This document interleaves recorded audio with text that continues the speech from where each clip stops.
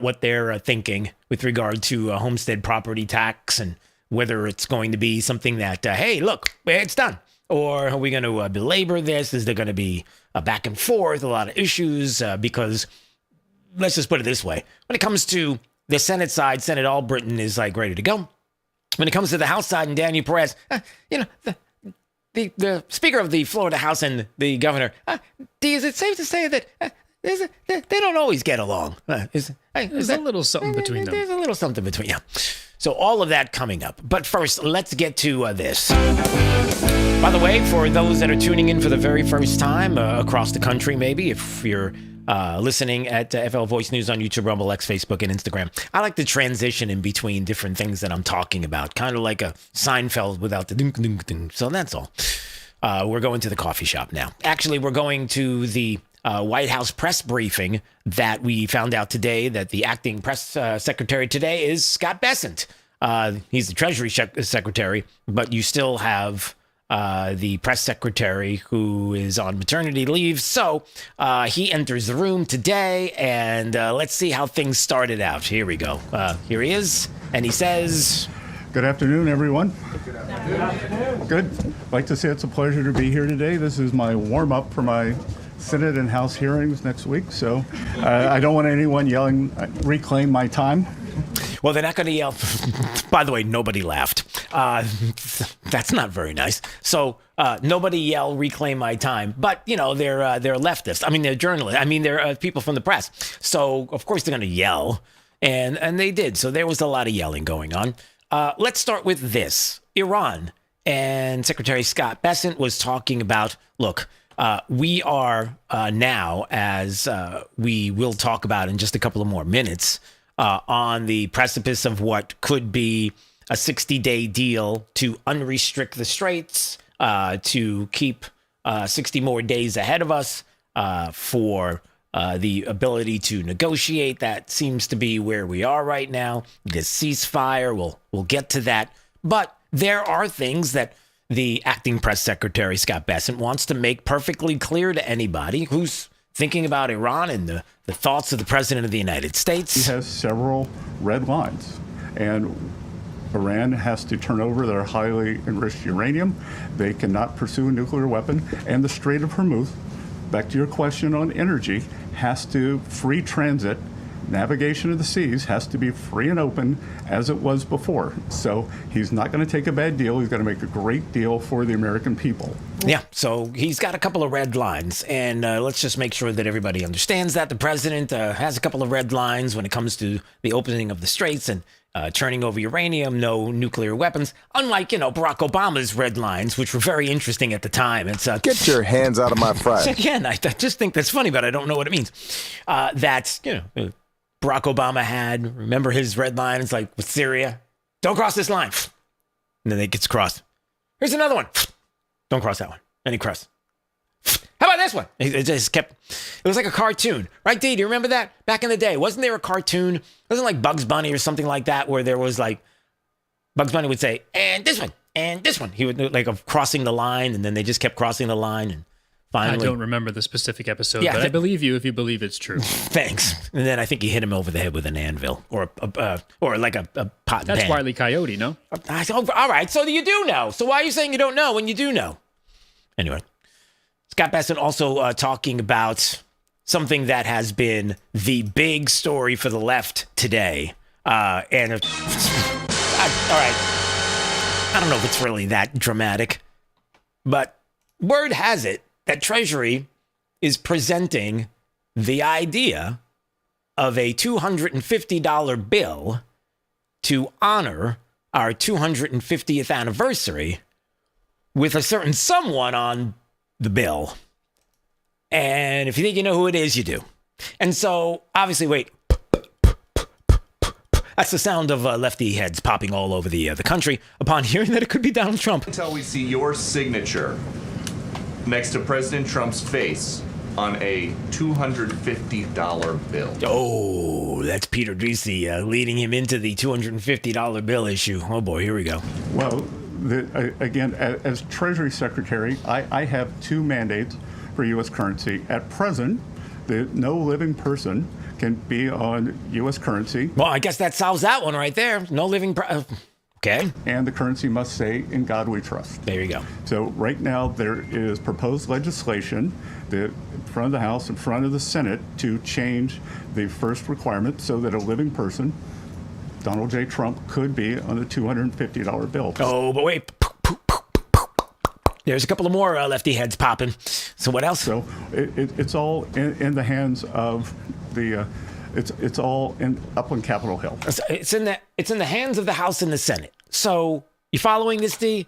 $250 bill, special bill for the 250th anniversary of this great nation, and maybe Donald Trump's face could be on it, but they would have to lift this one time, I guess, making sure that no living president can be on a bill. Yeah, that would not be a good thing. And in this case, would Congress make an exception? Which brings up a very interesting point. While the lefty heads are still popping all over the place, D, I might ask you that question about the bill. Would you do that? Would you want to have Donald Trump on a $250 bill thinking in terms of this moment in history? He's the president of the United States. Obviously, there's going to be some incredible value there in the future. Save it for your kids. You know, that kind of thing. Do you do this, or are we in such a horrific political environment right now that we're asking for trouble? I'm somewhere in between there. Yeah. Would you have I haven't decided yet. Okay. So I don't have a problem with it, but I do have a problem of people making it a problem. There you go. And it will be a big problem. All right, let's see. What else do we have going on? There's more on that. On the Democrat meltdown of the $250 bill. It's really crazy. But one more thing coming from the Secretary Scott Bessent on some of the things that were being asked today. Very busy. A lot of great questions from the press. And obviously the answers weren't satisfactory in a lot of ways. So you have the new DOJ anti-weaponization fund. President of the United States, along with some others, suing the IRS, $10 billion. He was going to get it because clearly the IRS is not allowed to take your tax returns and go on the interwebs and every place else and go, here it is. Here, you need it. Here, go ahead. Put it out for everybody. There, just go ahead. Yeah, you can't do that. And it's a funny thing, the weaponization of the IRS against American citizens and how that works and how some people do it. So what are you saying? I'm saying, well, if you go back in the day, the weaponization of the IRS against conservatives and Republicans. And Shut up. Okay, we're moving on. So what about that? And now you have some who are complaining about it. Shouldn't be able. Oh, by the way, sorry, I didn't finish my thought. So he said, in lieu of the $10 billion, how about $1.8 billion for people that have been affected by the weaponization of the federal government against them? Got it? Okay, good. So what did he say, Secretary Scott Bessent, as he was doing, the acting press secretary job today? Thank you for the question. This is going to be the only question I'll take on this matter today. So there's ongoing litigation, so it'd be inappropriate for me to comment. President Trump is a great American who has endured more than 10 years of nonstop harassment and weaponization. Yeah, but the left doesn't like him, so that's okay. See, it's rules for them that everybody else has to follow. Said nobody ever. From the federal and state government actors. A bad actor at the IRS leaked more than 400,000 tax returns, including the Trump family, all the employees, and that's how we got here now. No American should be targeted for political reasons, and every citizen deserves fair treatment and full protection of the law. The Department of Justice represented Treasury and the IRS in this matter, and I'm going to have to refer any questions to Acting Attorney General Todd Blanche. So that's it. But they don't like the answer because, no, you're not allowed to do that because Trump. See how that works? So he's right. We can't really talk about this, but you realize the kind of lawfare that's been going on against the president and his family for the past 10 years. Yeah, we don't have a problem with that. Yeah, that's the problem. The problem is you haven't had a problem with it. Because if it was anybody else, you'd have a problem with it. See how that works? It's a problem. All right, so we'll get more from the acting press secretary today and the Secretary of Treasury, Scott Bessent, and some of what he talked about, because it was a lot that he discussed. So I want to play more later on in the program. But what else we have? All right, anytime you want to call, 866-588-8303 across the state of Florida and around the world on, social media, if you'd like to reach out at FL Voice News on YouTube, Rumble, X, Facebook, and Instagram. We do get a lot of callers who watch either on Instagram or on X, and they decide that they'd like to call the program, so that's why. Yeah, I'd say Instagram, X, or radio is our popular. Okay, thanks for that. The Senate President Ben Albritton called the special session next week to advance the governor's plan, eliminating homestead property taxes and putting this on the November ballot. Senator Albritton said, quote, "We trust our constituents and they deserve a chance to change the system and decide for themselves what role property taxes should have in the state." So there's that's out there now. Get this thing fast tracked. Let's see if we can dismantle the state's homestead property tax system.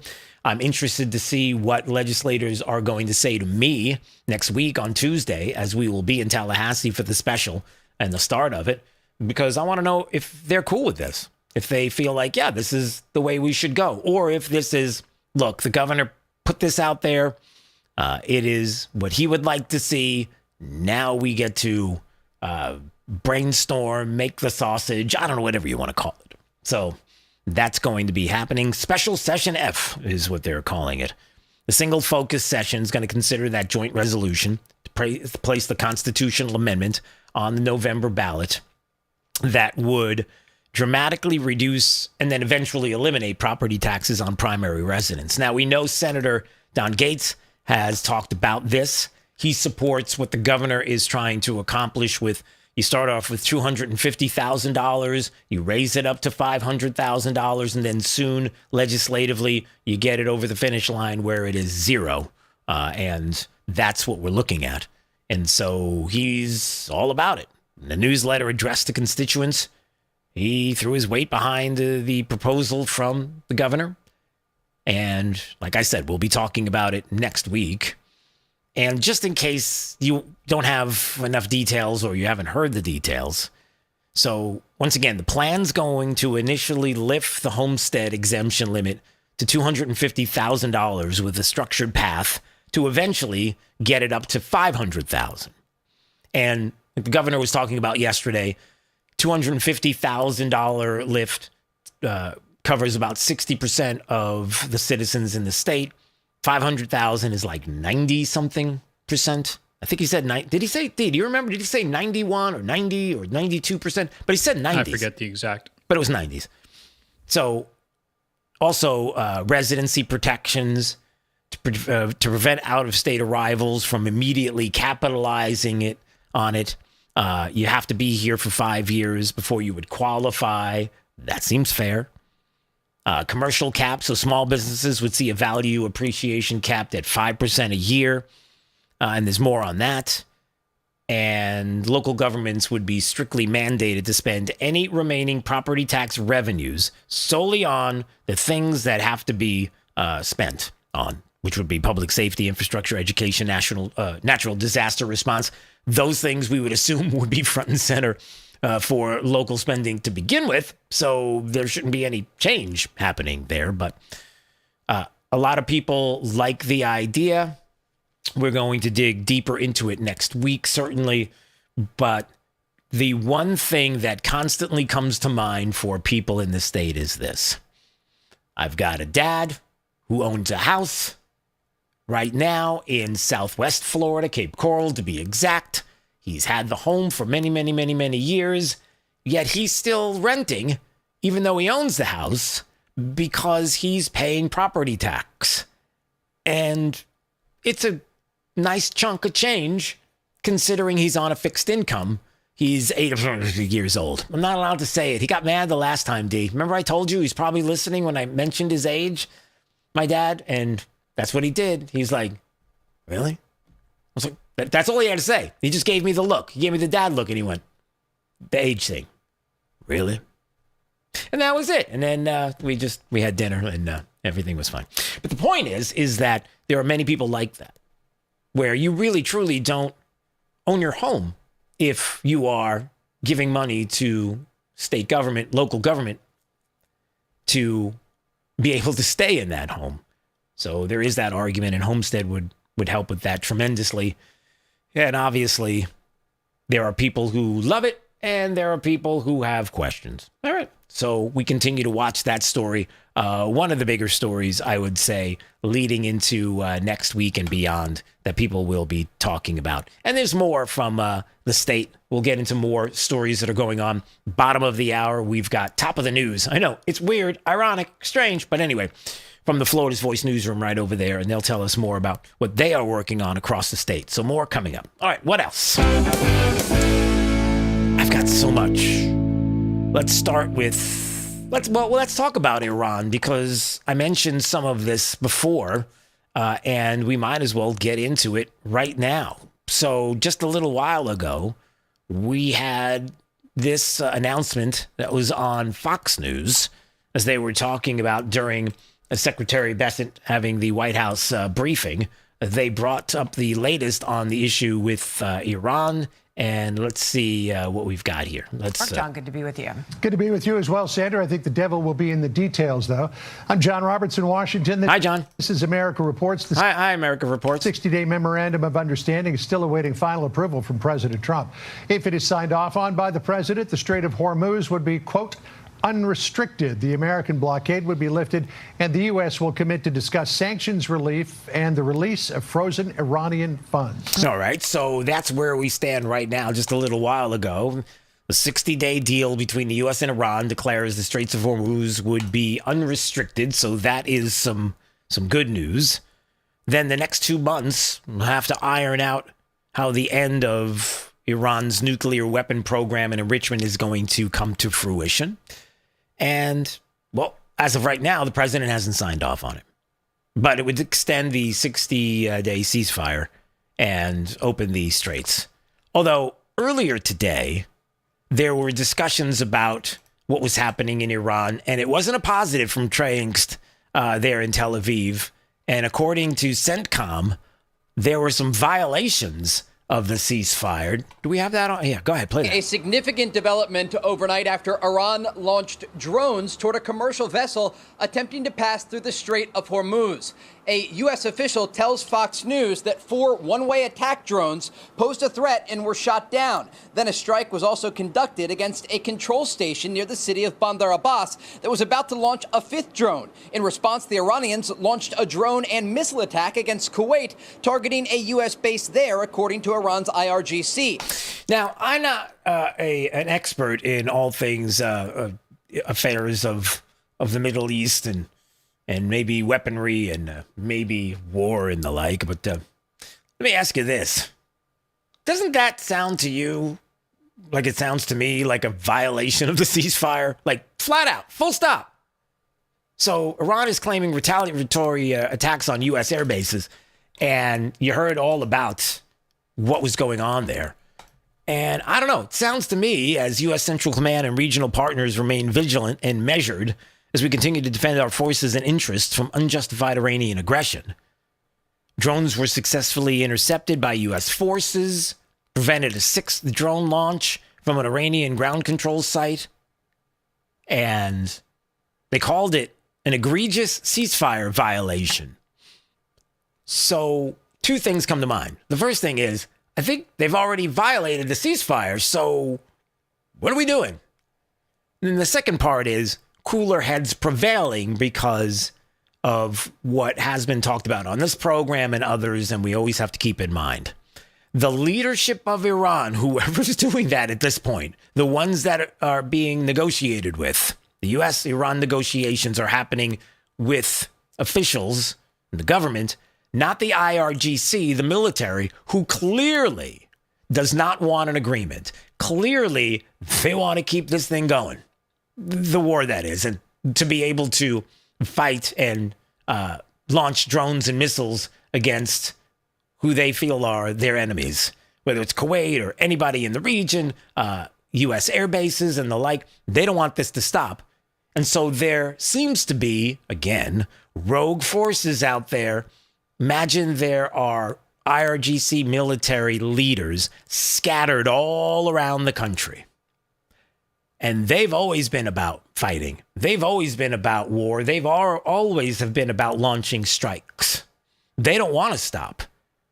And they could be looking, and the way it seems, they could be looking at a regime, a leadership that doesn't really exist. And so maybe they want to keep things going the way they want things going. And so you have these rogue launches, and I think that's why when somebody says, well, hold on a second, this is an egregious ceasefire violation, and it is, and even CENTCOM talked about that. But the reason why it didn't change the dynamic is because they understand that there are people that are going rogue, if you will, and their mission is to try to break up a ceasefire, and break up a peace deal as well. You're listening to Florida's Voice with Drew Steele. You know, a lot of times you have to choose between something high quality or something that saves you money. But if you could get both, why not? Especially when it comes to healthcare, and that is MediShare. You get both. Many families save $500 a month with MediShare, and that's huge. But it's also true that people wind up way more satisfied, too. The member satisfaction rate for MediShare is double that of the typical health insurance plan. Double. That's because MediShare works. It has for more than 30 years. It's a community of Christians who have shared more than $5 billion of each other's bills. People love having telehealth. They love the huge PPO network. So, yeah, really, you can save a ton and like it better. Imagine being happy with how you're taking care of your health care. So if you're self-employed or part of the gig economy, or you just want a plan you're happy with, you can call right now and get a price in 2 minutes. Here's the number. Just call 855-SHARE-40. That's 855-SHARE 40. 855-SHARE-40. Hey, Max, you look absolutely dashing in that purple tie. Ready to harness the world? You bet, Daisy. I'm ready as I'll ever be. And might I say, your purple tie really pops with your vest. Thanks. I almost went with a cape, but didn't want to come across as pretentious.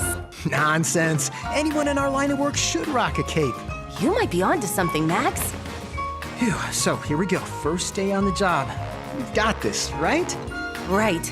Don't forget, we both graduated from Dogs Inc. with honors. Which means I can guide my human around a busy city with ease. And I can give my human a restful night. I hope my human is kind and loving. And I hope mine likes wet kisses and zoomies. Ready to make a difference? Born ready. Let's go. Discover how extraordinary dogs like Daisy and Max change lives at no cost to the recipients. Visit dogsinc.org. After my injury, I lost my sense of purpose. I lost the ability to tuck my daughters into bed. Homes for Our Troops build specially adapted homes with features that allow our veterans to function independently and focus on their recovery and family. This life-changing gift of freedom is provided mortgage-free, thanks to our donors and supporters. Homes for Our Troops gave me a home where I can be a dad. Homes for Our Troops gave me a brighter future. We need you to join us too in completing this important mission. Learn more at hfotusa.org. I'm Chris Jakovic. I served in the United States Air Force and I deployed 3 times. Being a veteran, it's interwoven into your DNA, is really the absence of the connection and the purpose that can really drive a lot of veterans to some negative thoughts. For those who are in a suicidal crisis, the window of time to save somebody's life is very short. Our duty is to protect ourselves and protect our families. And one way you can do that is store your weapons safely. Store all your guns securely. Help stop suicide. Brought to you by End Family Fire and the Ad Council. Since the dawn of time, man and wildlife have shared a connection.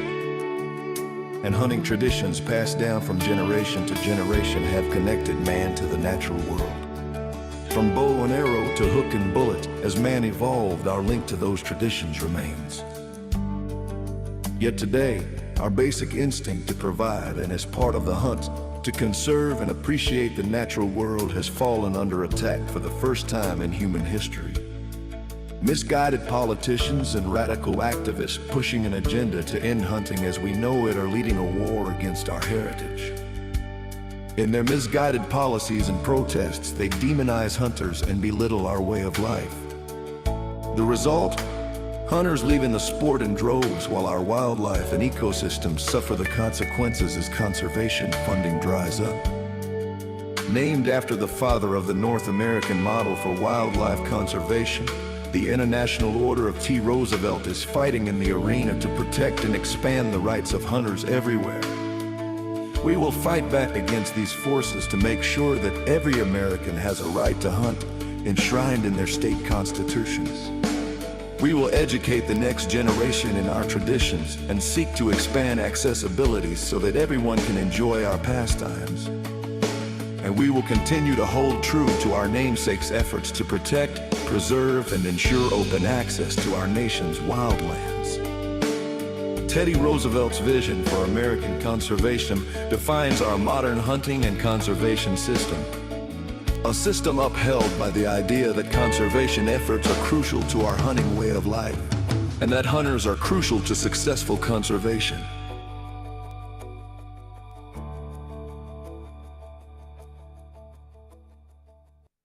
Hey, it's Drew Steele. Look, are you still playing defense with your money? It's time to shift gears and seize the fresh opportunities this new pro-business environment has to offer. That's exactly what certified financial planner professional Alfie Townsend and the team at Advantage Retirement Group do for high net worth investors like you, helping you go on the offense with advanced tax strategies, thoughtful risk management, and forward-thinking financial planning. Imagine enjoying the retirement lifestyle you've worked so hard to achieve, all while staying one step ahead, and in a changing world, you've got to do it. Alfie and his team design personalized strategies to strengthen your financial foundation so you can focus on living life on your terms. Ready to find out more? Text VISIT to 239-747-7470. Again, you can call or text 239-747-7470. Schedule your one-on-one consultation today and see how a proactive approach can help you thrive no matter what the market does next. Don't wait. Call or text VISIT to 239-747-7470 right now.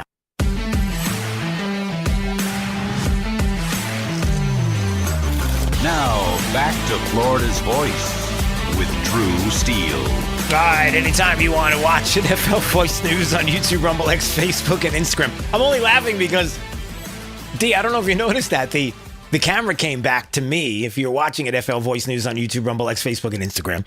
And the camera came back to me, and I was making this really weird face at the time. Like I was getting ready to cough, and sometimes when you take that big breath and you kind of put pressure on your neck so you can stop yourself from coughing. And I was trying to do that, and it caught me in this. Never stop yourself. That's not healthy. Well, I have to because we're on the air, and so I can't cough in the microphone. I got to use my cough button. Hold on, let me do that. See, I'm fine now. But that was just weird if anybody was watching. By the way, you can watch, like we just talked about, and you can also watch the program on the weekend because we got a great weekend program, Right Line, your national voice. We stream live every Saturday, 4 to 6 p.m. at Right Line News on YouTube and X and on great radio stations across the country because, well, somebody had to do it. So we were like, yeah, there's so much breaking news over the weekend. We'll do it. And we did. And we have. All right, top of the news from the Florida's Voice newsroom right now. Top of the news, Florida's headlines. Now. First time today, AP Anita Padilla in the Florida's Voice newsroom. She's got the latest. What's up? Hey there, Drew. An FAU student government leader is arrested in an undercover child predator sting. And Florida wildlife officials are asking for the public to help track black bears, bobcats, and deer online. Those stories in a moment, but first, topping the news, Florida Republican Senator Don Gates backing Governor Ron DeSantis' plan to phase out property taxes on most homesteaded properties across the state. Senator Gates announced on Wednesday that he will support the proposal during a special legislative session, which will take place in Tallahassee next week. This plan requires or would require a 60% supermajority in both the House and the Senate before it could go before voters in 2026.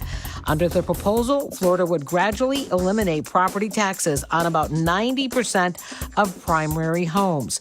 The package also includes higher homesteaded exemptions, limits on government spending, and rules requiring new Florida residents to wait 5 years before qualifying for the tax breaks. Senator Gates called these property taxes a form of renting your property from the government, saying that a lot of Floridians, especially seniors on fixed incomes, are struggling with these rising tax bills. Well, an FAU student government leader facing felony charges now after police say he traveled to meet who he believed was a 13-year-old boy for sex. 21-year-old Christian Joseph C.J. Walden of Boynton Beach was arrested this week in Delray Beach. According to police, he allegedly contacted a decoy through a dating app Grindr before arranging a meetup for sexual activity. Police say he arrived at a Home Depot plaza where he was then taken into custody. They say he served in multiple leadership roles at Florida Atlantic University, including student government and several LGBTQ advocacy organizations. Following his arrest, multiple campus groups started to distance themselves from him, and student government leaders have scheduled a public impeachment vote for tomorrow. Walden has not been convicted, and he is presumed innocent. And finally, Florida wildlife officials want you to help them track some of the animals across the state, and you never even have to leave your home. The Florida Fish and Wildlife Conservation Commission has launched Florida Wildlife Watch. It's a new online program where you can volunteer to review trail cam photos from public lands. State biologists are asking them to help identify some of the animals like black bears, bobcats, white-tailed deer, wild turkeys, and wading birds. This is a really cool program. It's hosted through the Zooniverse platform, which has already attracted thousands of volunteers through similar conservation projects. We have more information on our webpage. All right, well, I'll be back in the next hour to give you more news on what's going on in Washington and Florida. I'm Anita Padilla, the news director here at Florida's Voice. Drew, back over to you. All right, AP in the Florida's Voice newsroom. Thank you so much. We appreciate it. And anytime you want to check out the stories they're working on, flvoicenews.com. That's Florida's Voice. Hey, can I make a suggestion? I probably needed to tell Anita. I know she's walked away from the desk, but D, I'll tell you. You know what they should do with this trail watch where they want to identify? What's that? Okay, this is what they should do. I've had black bears in front of my house that I'm taking video shots of, and I'm like, there's a black bear in front of my house. I've got white-tailed deer that are running through my backyard. I've got all... Maybe we should do that. Why don't we have the people that collect all of these videos across the state of Florida of bears, for example, on their front lawn? Like, I don't think we should have a bear here on the front lawn. Can we do something about this? Like, maybe send that there too. Like, so we can have a trail watch where, hey, look at all the there's a bobcat, there's this, and then hey, there's Bob. He's got a big bear on his lawn, like that kind of thing. I think that would be entertaining, educational, and I need the bears out of my lawn, like that kind of entertaining for sure. Yeah. This is one of those moments where I felt like my dad, because I literally opened the door and I said, hey, get off my lawn. All right, maybe I didn't do that, but I was thinking about it. Anyway, the point is we're moving on right now.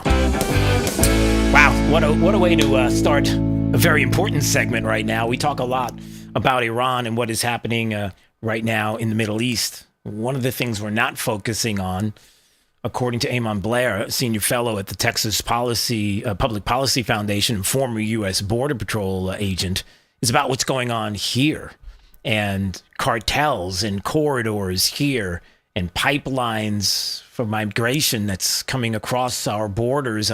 There's a lot here that he has, and I want to talk to him right now. He's joining us here on Florida's Voice. I'm so happy that he's got a few minutes of time for us. How are you, sir? Good. How are you?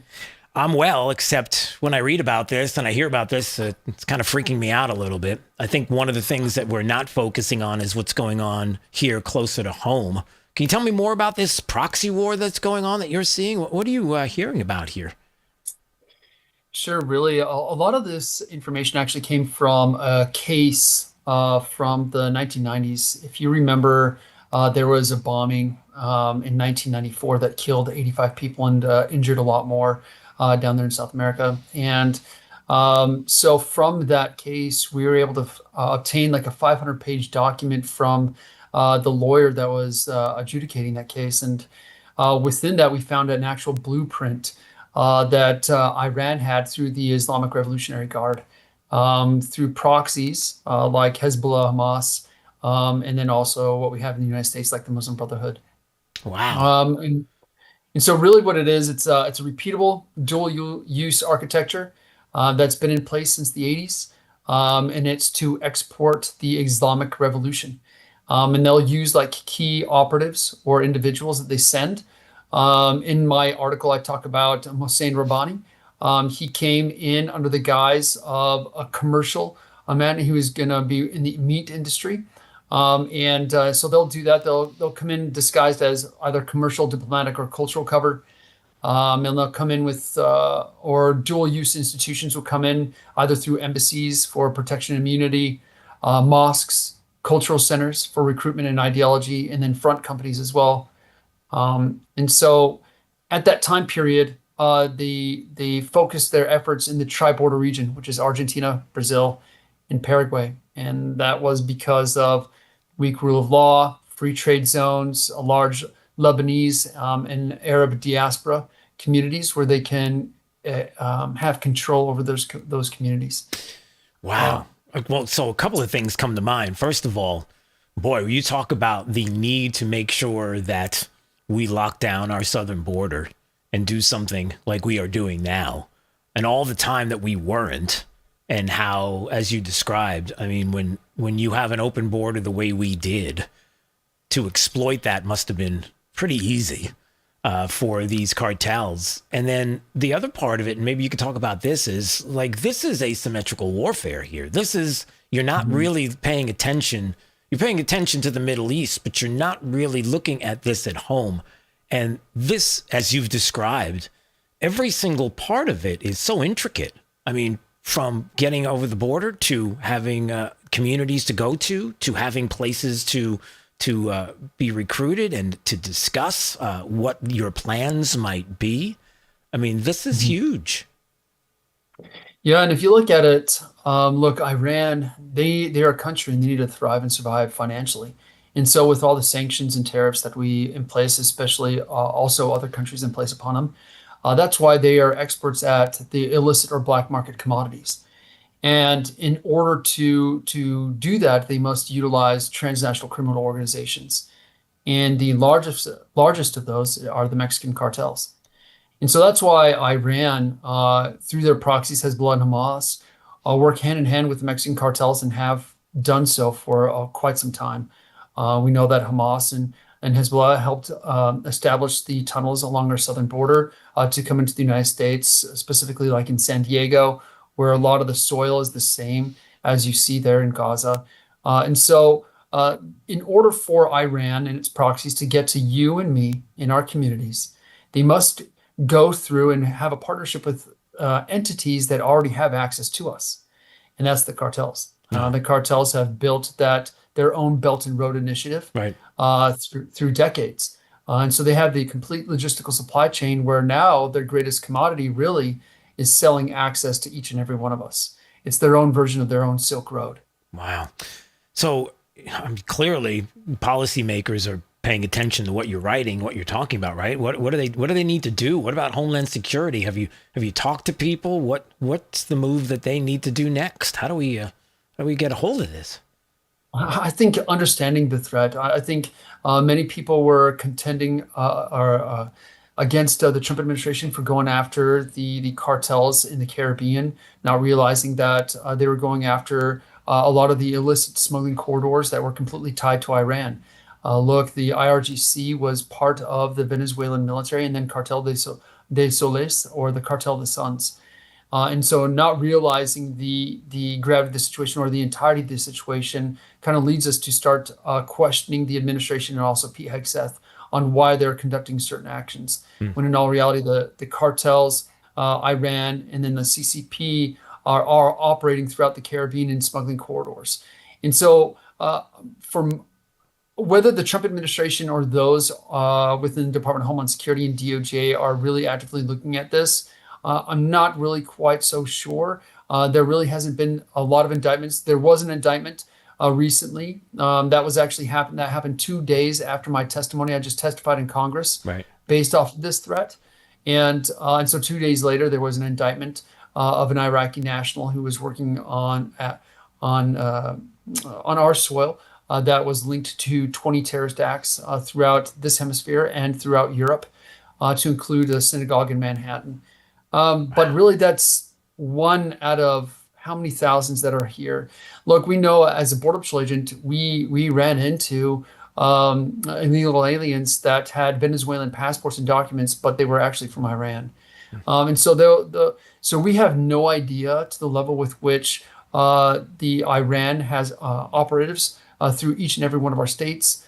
And so what I tell everyone now, because a lot of it is tied to immigration, this is where the 287G programs, where your local law enforcement, where your state entities come into play. And that is through signing a 287G program with ICE. That because they are the ones that are in their communities. Really, our federal government and our federal agencies are not that big compared to, say, like Texas. We have 80,000 law enforcement peace officers. And here we have over 2,000 agencies here in the state. We have over 800 police departments. We have over 200. We have 254 sheriff's departments. And so when you look at that scope of how many law enforcement professionals that we have in the state, and not being able to utilize that or give them the same access like federal access of, whether that's ident through DHS to understand the illegal aliens or whatnot, I think that's where we really need to start, is looking at this from an immigration perspective, giving them the access, local law enforcement access to start going out and trying to do counterterrorism really on our own soil. Sure. All right, sir. Well, this is so important, and we're going to direct people to the Fox News piece that you have on this, and I am so glad that you had an opportunity to come on the program, because I think that this is really an important issue and one that we need to focus on even more than we have. So I do appreciate a few minutes of your time today. All the best. God bless. All right. God bless. Thank you, sir. All right. Thank you so much.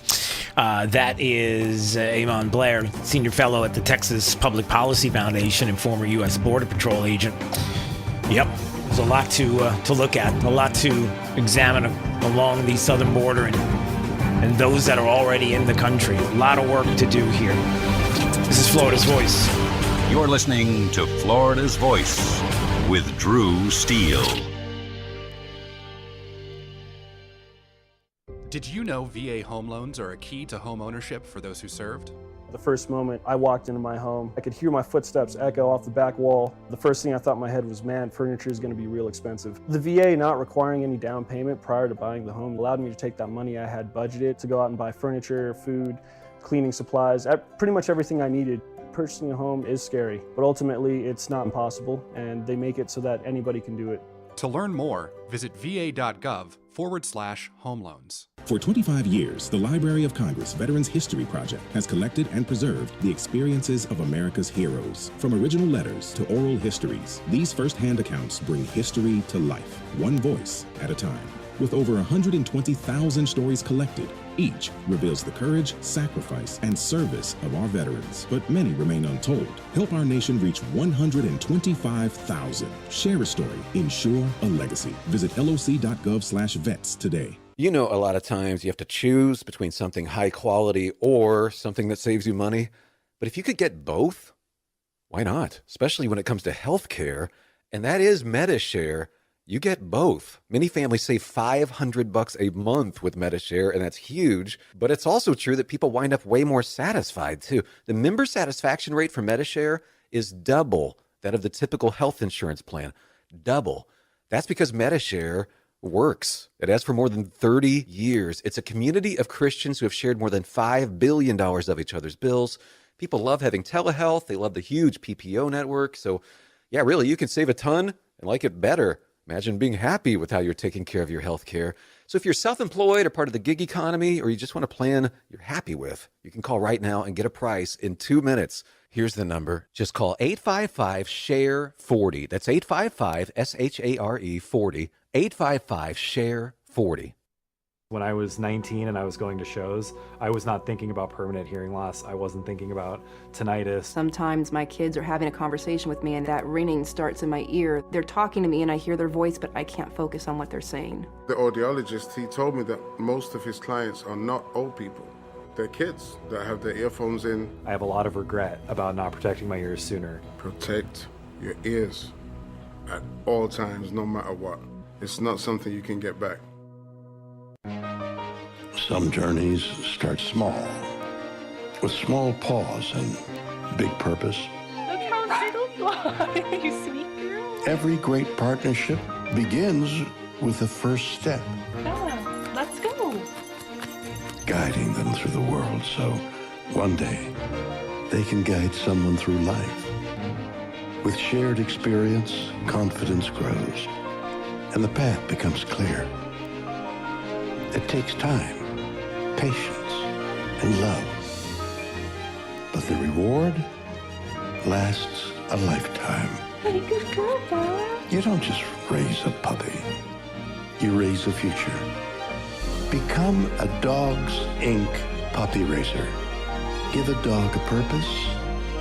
Give someone hope. Learn more at dogsinc.org. Hey, it's Drew Steele. Listen, I've lived in Southwest Florida long enough to know that when I needed countertops, you go to the best. Who's the best? Rock Solid on JNC Boulevard in Naples. First of all, Rock Solid's consultants, I wasn't really sure what I wanted, but I knew that they were knowledgeable, gave me all the information I needed to make the best decision. I love that fabrication is done on premises. It's not like they're subbing out the job to some third party, right? If you're looking for countertops, backsplash, you know where to go. Rock Solid, JNC Boulevard in Naples. Now, back to Florida's Voice with Drew Steele. WPBF 25 News, Palm Beach County Sheriff's Office says the man crawling there through that broken window broke into a Lake Park card and collectible shop to steal more than $10,000 in merchandise. The big surprise, how he broke in with a chainsaw when he stole it was worth so much money. We didn't talk about this last week, D. I forgot about this story. Do we remember talking about this story? The dude that was No. Okay, so maybe you weren't here, or maybe we didn't talk about it. So there's a 33-year-old man named Clayton, and he was arrested after breaking into a Palm Beach store there in the middle of the night using a chainsaw to steal $12,000 worth of Pokemon cards. And the owner was talking about it. He went home or wherever he went, came back about an hour and a half with a chainsaw and just kind of walks like he knew exactly where to go. Oh, he knew exactly where to go, D. He'd been in that card shop before. I mean, he was scoping out the Pokemon cards. Opened the doors like he knew that we didn't have a lock on it, unfortunately. All right. So I guess the big question, D, is one that I'm sure everybody who's listening to the sound of my voice is wondering. Is there such thing as $12,000 worth of Pokemon cards? Like, is that a thing? Some cards are worth millions. No, they're not. They are. Look it up. Really? Okay, so really. So one story. I always wonder about that. Like, if you had just packs of baseball cards or Pokemon cards or whatever, would you have $12,000 worth of cards in one location? Like, is that even? Maybe I'm out of date on how the card industry works as far as baseball, football cards, Pokemon cards, ones that are in the foil wrappers. Don't they only have like 2 or 3 cards in the foil wrapper and then like a slab of gum?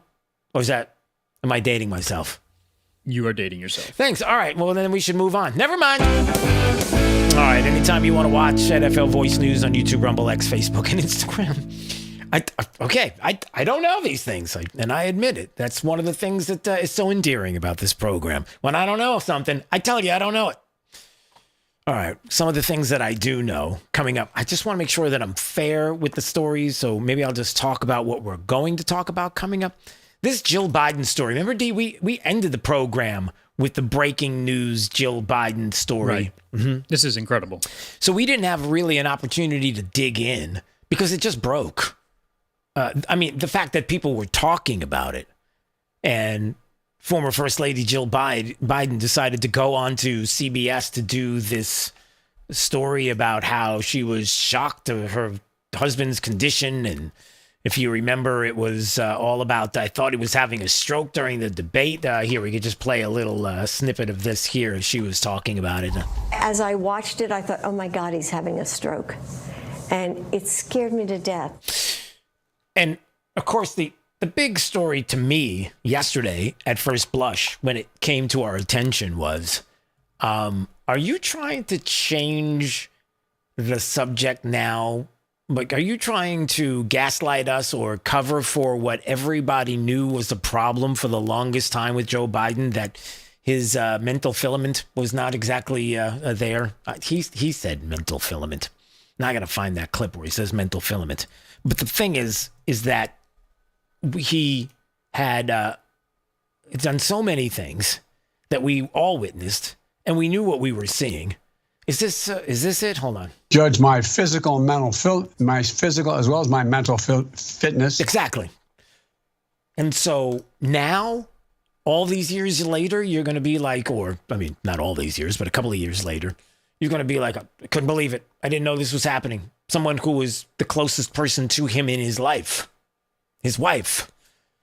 And there was a big confluence. Ooh, big word for me today, D. A big confluence of individuals on social media and on cable television who wanted to help with the covering up of what everybody knew and witnessed. And there are bigger stories about this in particular out there as well that we're going to touch on coming up. You're listening to Florida's Voice with Drew Steele. My name is Corporal Bradley Joseph Seitz. Jerry Reed. Kate Weber. These are real veterans facing a real challenge. I have PTSD. And I have PTSD. I have PTSD. Post-traumatic stress disorder can happen to anyone. I was still in a war zone in my mind.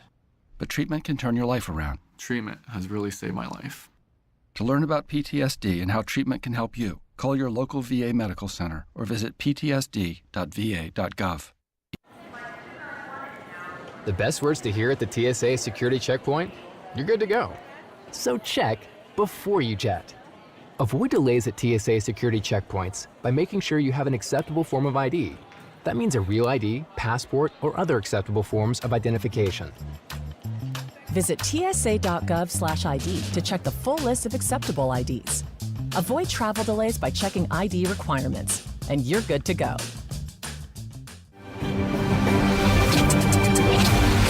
You're listening to Florida's Voice with Drew Steele.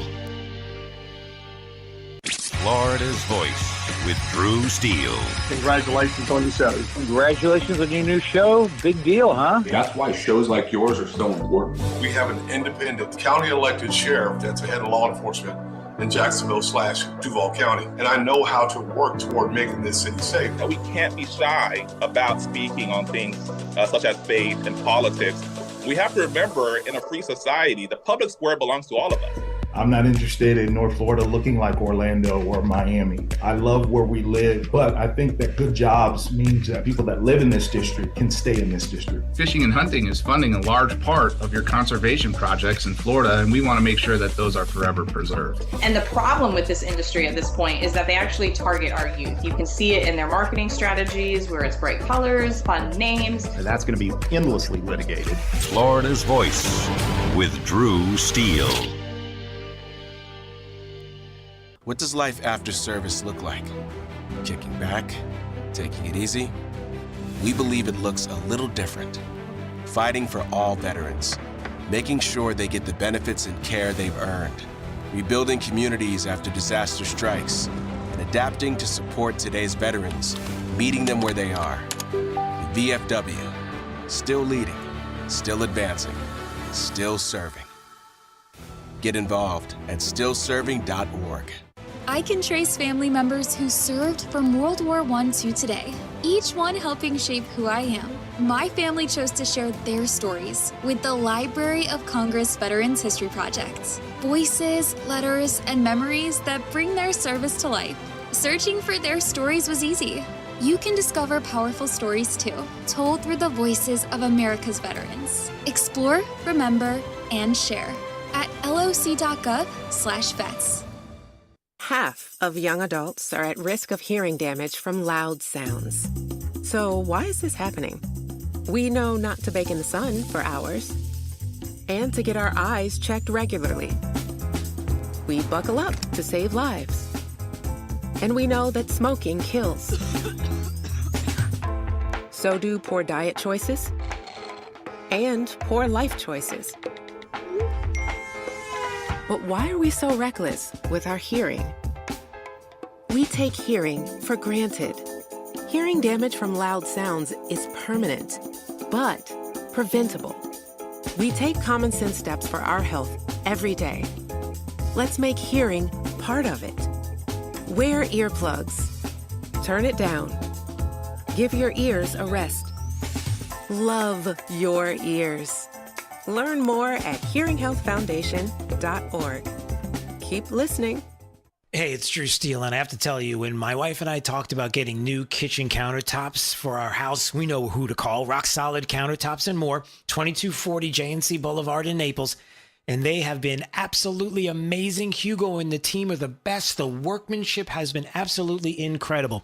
The install was so easy. The process was perfect. Taking everything out, bringing the new stuff in. The quartz countertop is unbelievably beautiful, and my wife is super happy, I'll tell you. You know they have the best quality and selection of marble, quartz, granite, and a one-stop shop for all of your kitchen, outdoor, and bathroom needs. I've known it for years. I've lived in Southwest Florida 40 years. There was really only one place I was going to go. It's Rock Solid Countertops and More. I would suggest you give them a call, 596-7676. They're at 2240 JNC Boulevard in Naples. Find out what they can do for you. Countertops, cabinets, plantation shutters, they do it all. Rock Solid Countertops and More. The other day, a man called saying my electric was way past due. He threatened to turn off my power if I didn't buy a gift card to pay the bill. I said, look, fella, I wasn't born yesterday. Gift cards are for gifts, not for paying bills, and I'm sure as heck not buying you a gift. So I hung up on the crook, and my lights never went out. Know the signs of scams and leave scammers in the dust. If someone asks for a gift card as payment, it's likely a scam. A public service message from the Better Business Bureau. We all have someone we love, like the favorite lyric in our favorite song. You can't imagine life without them. Cancer screening tests can help keep the person you love around longer by detecting changes before cancer develops, or catch it early when it may be easier to treat. And many tests are available for free or are covered by insurance. It's time to sound like a broken record. Tell all your friends and family, I love you. Get screened. Visit cancer.org/getscreened to learn more. You know, a lot of times you have to choose between something high quality or something that saves you money. But if you could get both, why not? Especially when it comes to healthcare, and that is MediShare. You get both. Many families save $500 a month with MediShare, and that's huge. But it's also true that people wind up way more satisfied, too. The member satisfaction rate for MediShare is double that of the typical health insurance plan. Double.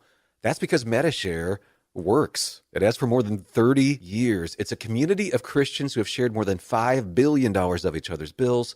People love having telehealth. They love the huge PPO network. So, yeah, really, you can save a ton and like it better. Imagine being happy with how you're taking care of your health care. So if you're self-employed or part of the gig economy, or you just want a plan you're happy with, you can call right now and get a price in 2 minutes. Here's the number. Just call 855-SHARE-40. That's 855-SHARE-40. 855-SHARE-40. Thank you for waking us all up out here, for all you do. And thank you for giving us the voice. For being out there helping keep the constitutional republic. I want to thank you for your support for veterans in the military. Educating us. Standing up for conservatism. Giving us the truth.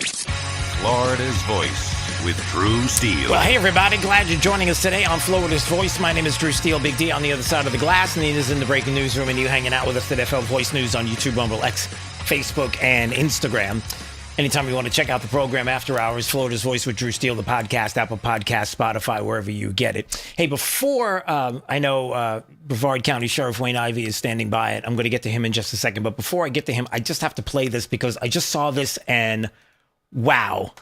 Because this to me was this is mind-blowing to me. Let me see if you can see this on D. Can you make a two-shot out of this and see if you can see this? And hopefully this comes up on the screen. Can you make your screen full screen first? Oh, yeah, I did, and it's not working. Okay. Let's just put it this way: I can't play the video. All I can do right now is be able to play the audio from it. Now, I'm gonna get this fixed, and I want people to see the video, but I want you to hear the audio. Even more important than that. There are ICE agents right now that once again are being attacked in New Jersey. You've got these radicals that are out there in front of the Delaney Hill facility there in New Jersey, and there's the pushing and the shoving and the blocking of the way of ICE officers from doing their job. But something just came up, and this is incredible. So Nick Sorter had this on his X account. And how many times have you heard about Democrats, leftists, continuously talking about how ICE agents shouldn't be wearing masks, right? D, how many times have we heard this? Way too many. Way too many, right? And the reason why is because you don't want anybody to see their faces because of the danger it would put their family in. Now, Democrats, leftists, same thing, don't want to hear anything about that. They're like, this is ridiculous. Well, guess what just happened last night? Nick Sorter put this out on his X account, and I want you to listen to what this person was screaming at one of the ICE agents. Listen to this. See if we can play this. Oh, man, are you telling me I don't have the audio of it either? Oh, my. Oh, yes, I do. Okay, here it is. So let me start again. Listen carefully. Listen. I'll kill your whole family. Your whole family's dead. Your children, your wife, all dead. He's saying your whole family is dead. Your wife, your children, your whole family is dead. Why? Put it, my boy. I have your face, mother. You're dead. Dead. Did you catch that? I don't want to hear it ever again. That's the first and last time I ever want to hear anybody on the left say, why exactly do ICE agents have to wear masks? There it is. One of these lunatics, they're blocking ICE from doing their job, screaming that he's got your face now. I've got your face, mother. Your whole family is dead. Your kids, your wife, they're all dead. You done now? We're done. That's it. And I'm sorry that this is the way I'm bringing in Brevard County Sheriff Wayne Ivey joining us right now on Florida's Voice. And forgive me, sir, but I saw that. It got me so riled up. I'm sure you probably want to comment on this as well, but that's what we're talking about. There it is. No more. I don't want to hear about it ever again. Oh, you can bet I'll comment on that. So first thing that bothers me about that, what he said is just disgusting.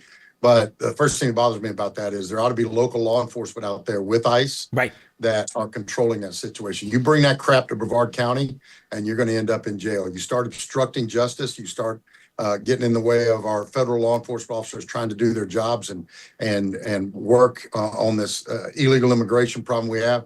You're going, as the comedian said, jail, straight to jail. Right. And the problem is exactly what you were describing. And it's something that I'm trying to remember if it was Secretary Rubio or Vice President Vance or who was talking about, maybe even have been the president, talking about how local law enforcement, they're not doing anything about it. And now I wonder if there's enough pressure on local law enforcement because there it is. Sheriff, when somebody says something like that and there is that kind of threat, how do you ignore that kind of threat through this whole thing? Is it possible that that is the event that will change the minds of people there in New Jersey, in this case, to do something about this from a local level? Maybe it is.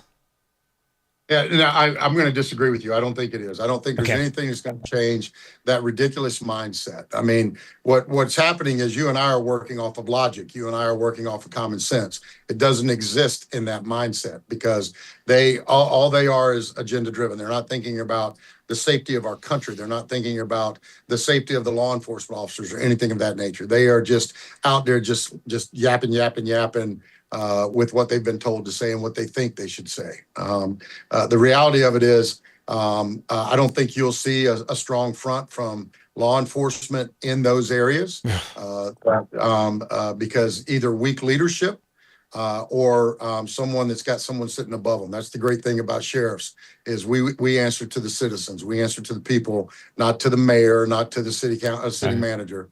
We answer to the people. And so, what it's going to take is for those law enforcement officers, listen, the boots on the ground, I promise you, they want to be out there. They want to be partnered up and fixing the problem. Right. But until you see strong leadership step up to the podium and say, enough, we're not going to have this. Yeah. You're going to continue to see those problems. And that's a point I don't want to miss before we move on, because I would bet any amount of money, but I don't gamble. But if I could, and if I did, which I don't, I would say that there are officers that are there right now that are watching all of this and are chomping at the bit, and they know they can't do anything, and they are upset about this. Like, they want to stop this. They want to do something with that person that said that, and they just can't do it.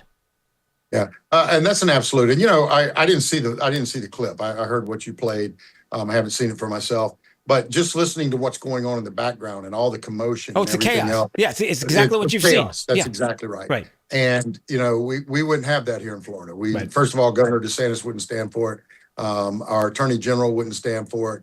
And I can tell you that our sheriffs would put a stop to that. And you can just hear it.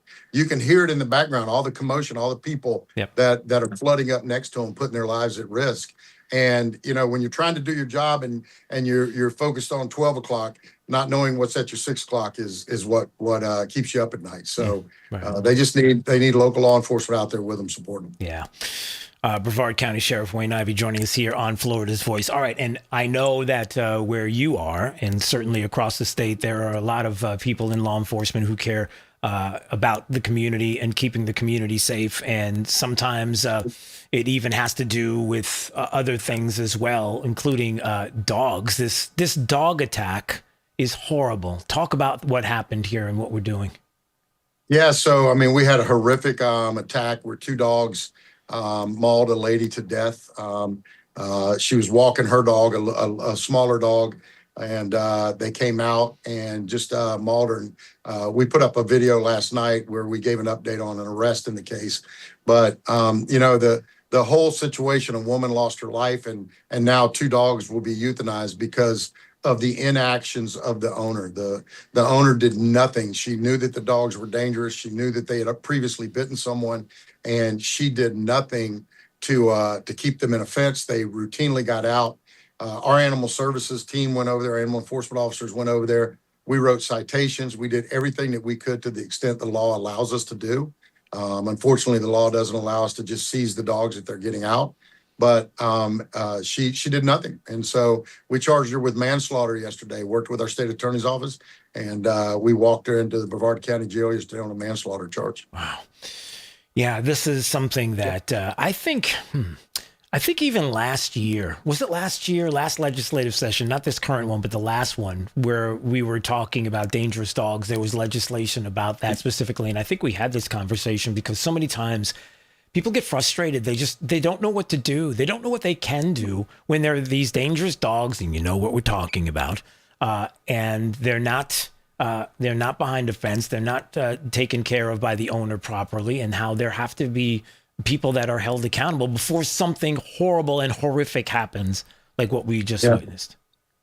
Yeah, and it comes down to responsibility. We talk about responsible parenting. We talk about responsible gun ownership.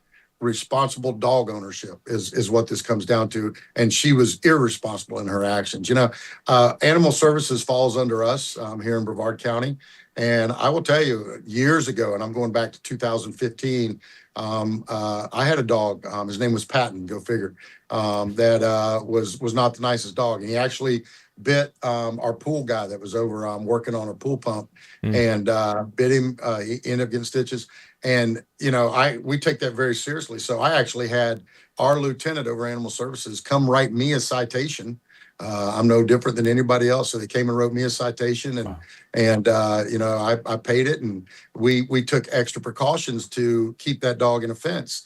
And we had always had a fence up, but the pool guy was inside the fence, and our son didn't know it, and he let him out. And so, but still, hey, I'm no different than anybody else. If your dog bites somebody, we're going to cite you. And so my lieutenant loved it, though, because he was able to tell everybody, hey, I wrote the sheriff a ticket. You're going to get one, too. Very nice. Nice. Yeah, it is something that drives me crazy. I had an incident not too long ago, a couple years back, where there was one of those dangerous dogs that were running loose that someone brought from out of state that was running loose in the neighborhood. And actually, my neighbor had to grab the 2 little ones while the dog was running after the kids. I mean, I'm talking about 3 and 4 year olds, and pushed them into the house while he got bit in that moment. It's gut wrenching. It's hard to see. And it's just one of these situations where yes, it's about the owners, but at the end of the day, you will be held accountable. That is a full stop. Yeah, and in our case, Jody Cowan is our victim here. She lost her life. 2 dogs will now be euthanized after due process of everything because of an irresponsible pet owner that knew the dogs were dangerous and didn't take the action. And the reality of it is, if she'd have just taken action to keep the dogs in the fence, then we would not be where we're at today, and she'd still be alive. Yeah. All right, Sheriff. Well, we've got to jump. It's always great to see you. Sorry, I'm a little passionate to start off the program with you today. Oh, man, I love it. I love that passion, man. That gets me crazy. You ever decide you want to come be a deputy sheriff, come on down here. We'll get you a Oh, boy. Do I get to drive the car and everything? Like, do I get to? We'll get you a car and everything else. And hey, the best job is riding with me because we're going to eat good at least. So, okay. We're not going to do it. So, why don't we start with that? Why don't we start with I'll come visit you and then just take me out to eat and then let's talk from there. Hey, exactly. So, all right, sounds good. All right, my brother. All right, thanks for having me. See you soon. All right. That's Brevard County Sheriff Wayne Ivey joining us here on Florida's Voice. All right, what else we've got? Oof, we got a lot. I'm sorry that I saw that video, and I'll get the video later on. It might end up being I got to be honest, it might be the top 5 audio clip of the day today. It's that insane. It could stay there for a while too when we do Right Line over the weekend for the top 5 of the week. Yep. By the way, Right Line Line around there for a little while. Yep. Your national voice. We stream Saturdays 4 to 6 p.m. Across the country. You can watch at Right Line News on YouTube and X, and we're on great radio stations across the country as well. All right. The Jill Biden story. Can I talk about this for just a second? Because, again, you had Jill Biden, we found out over the weekend, who goes on to CBS Sunday Morning and saw her husband at the 24 debate and thought he was having a stroke and decided to go on to the network and talk about this. And the person that's interviewing her is like, oh, it's just incredible. I can't believe it. What do you mean you can't believe it? This is like the retelling of what everybody knew was the situation at the time. This is, what's his, Tony, is it Dokapol? I don't know how you say his last name. Here he is. For the first time, former First Lady Jill Biden is saying what was going through her head as she watched her husband's disastrous performance in that 2024 presidential debate. Now, you hear that, D, and your first immediate reaction is, what year is it? Hold on, let me check my watch. It's 2026. It's almost June of 2026. And now you're coming out? The debate was in 2024. Really? And then for those that missed it. As I watched it, I thought, oh my God, he's having a stroke. And it scared me to death. Joe Biden, then President Joe Biden, dropped out of the race just 3 weeks later. Yeah, 3 weeks later, he drops out of the race. Some might say he was pushed out of the race, but dropped out of the race. Because if you remember back in that time and in that day, I remember distinctly hearing Jill Biden and others going, oh, no, Joe's not going anywhere. And then the DNC was like, he's going someplace. And she was like, okay. Remember that? Remember how there was this time where everybody got together in the Democrat Party and decided by vote and by being able to hear from their constituents who they wanted to be the nominee and how that... I'm only kidding. There was a coronation. Remember? It was Kamala. She got the... It's not Kamala. Not Kamala. It's Kamala. Yeah, so spare us this whole... I had no idea. I didn't know it. I thought this. I can't believe it. Why now? Why now? And... you have people, and again, this is maddening. Don't miss the lead. The lead of the story is Jill Biden, the media, the Democrat Party, all the same thing, want to rewrite history. They want to rewrite history so that there will be people that will forget what happened from 2020 to 2024, will forget that nobody thought Joe Biden was able to do the job to begin with, and that in 24, everybody knew that he shouldn't have been the nominee, but yet you kept pushing him forward. And the lead of the story is, how dare you do that? You're his wife, the person that is closest to him, the one that supposedly loves him more than anybody. along with everybody else in the family. And what did you do? You kept putting him out there. Why would you do that? You knew his health was not right. And it had nothing to do with that moment. Even before that, you even have people like PBS anchor, I don't know this person, Amna Nawaz, is that her name? Who was talking to historian and Biden speechwriter John Meacham. We played a John Meacham clip the other day. This guy is like buddy-buddy with Joe Biden, and he's a historian too. And I'm pretty sure that he was around 2020 to 2024. So as a historian who is alive today to do this interview, he knew exactly what was going on as well. Listen to this. It's worth noting, you're close to President Biden. You've called him a friend. You've called him an American hero. You've advised him on his speeches. What made him an American hero? As a historian, it's like, this guy's a hero. How? What? What did he do? Tell us the heroic. Was it the, hey, you got to get rid of the prosecutor in Ukraine that's going against this company that my son works for, and son of a gun, you're not getting the money. Like, is that kind of heroic? Understanding there were a lot of other forces at play, the pandemic, as you mentioned, and a lot of other things happening in the country. What did that have to do with his health? Do you see the rewriting of history? There was a lot going on. I mean, yes, the person was not mentally fit to be in the office to begin with, and there were a lot of issues with some of the things that he had said in the past. A three-letter word, jobs, Jobs. That's one of them. And you're going to make it about COVID? And all the pressures around him. Like no other presidents had pressure around him? Going up for a generation at least. How do you look back now on what President Biden as a leader and his administration did or didn't do that also helped to get us where we are today? And not just the decision to run again, right, which has been called into question and examined a dozen different ways. But no, it hasn't. No, it hasn't. You've ignored all of it. You said that he was perfectly fine. You said he was sharp as a tack. You said he was great. We kept telling you he wasn't. Now, all of a sudden, they're rewriting history. Also, maybe not going after some of the officials from the first Trump administration the way. Oh, so there's that, too. Hey, how about the fact that he didn't go after people in the Trump administration first go around that he should have? What? Here's John Meacham, historian and Biden buddy. So the first answer before I blather on is I'm not sure. My friend Michael Beschloss, likes to say it takes 20, 25 years to be able to assess a presidency in historical terms. Yeah, but not his mental acuity. No, it does. I can't do this anymore. I got to let it go. No, it doesn't. It doesn't take 25 years. Forget about his historic presidency or him being historic or anything like that, or the years that he was in office. I think when Ben Franklin was holding the kite there and the lightning hit the key that was attached to the kite, I think Joe Biden went, ah, like that. I think that there was that or something like that. That's what it was. So he's been around for a long time. We're not talking about his history as a politician. We're talking about his history as a human being. Again, hear my heart, everybody. Hear my heart. My heart is, I cannot believe that we had a wife, a son, a family of a human being who allowed them to be put into a situation like they were put into when they had no business being out there.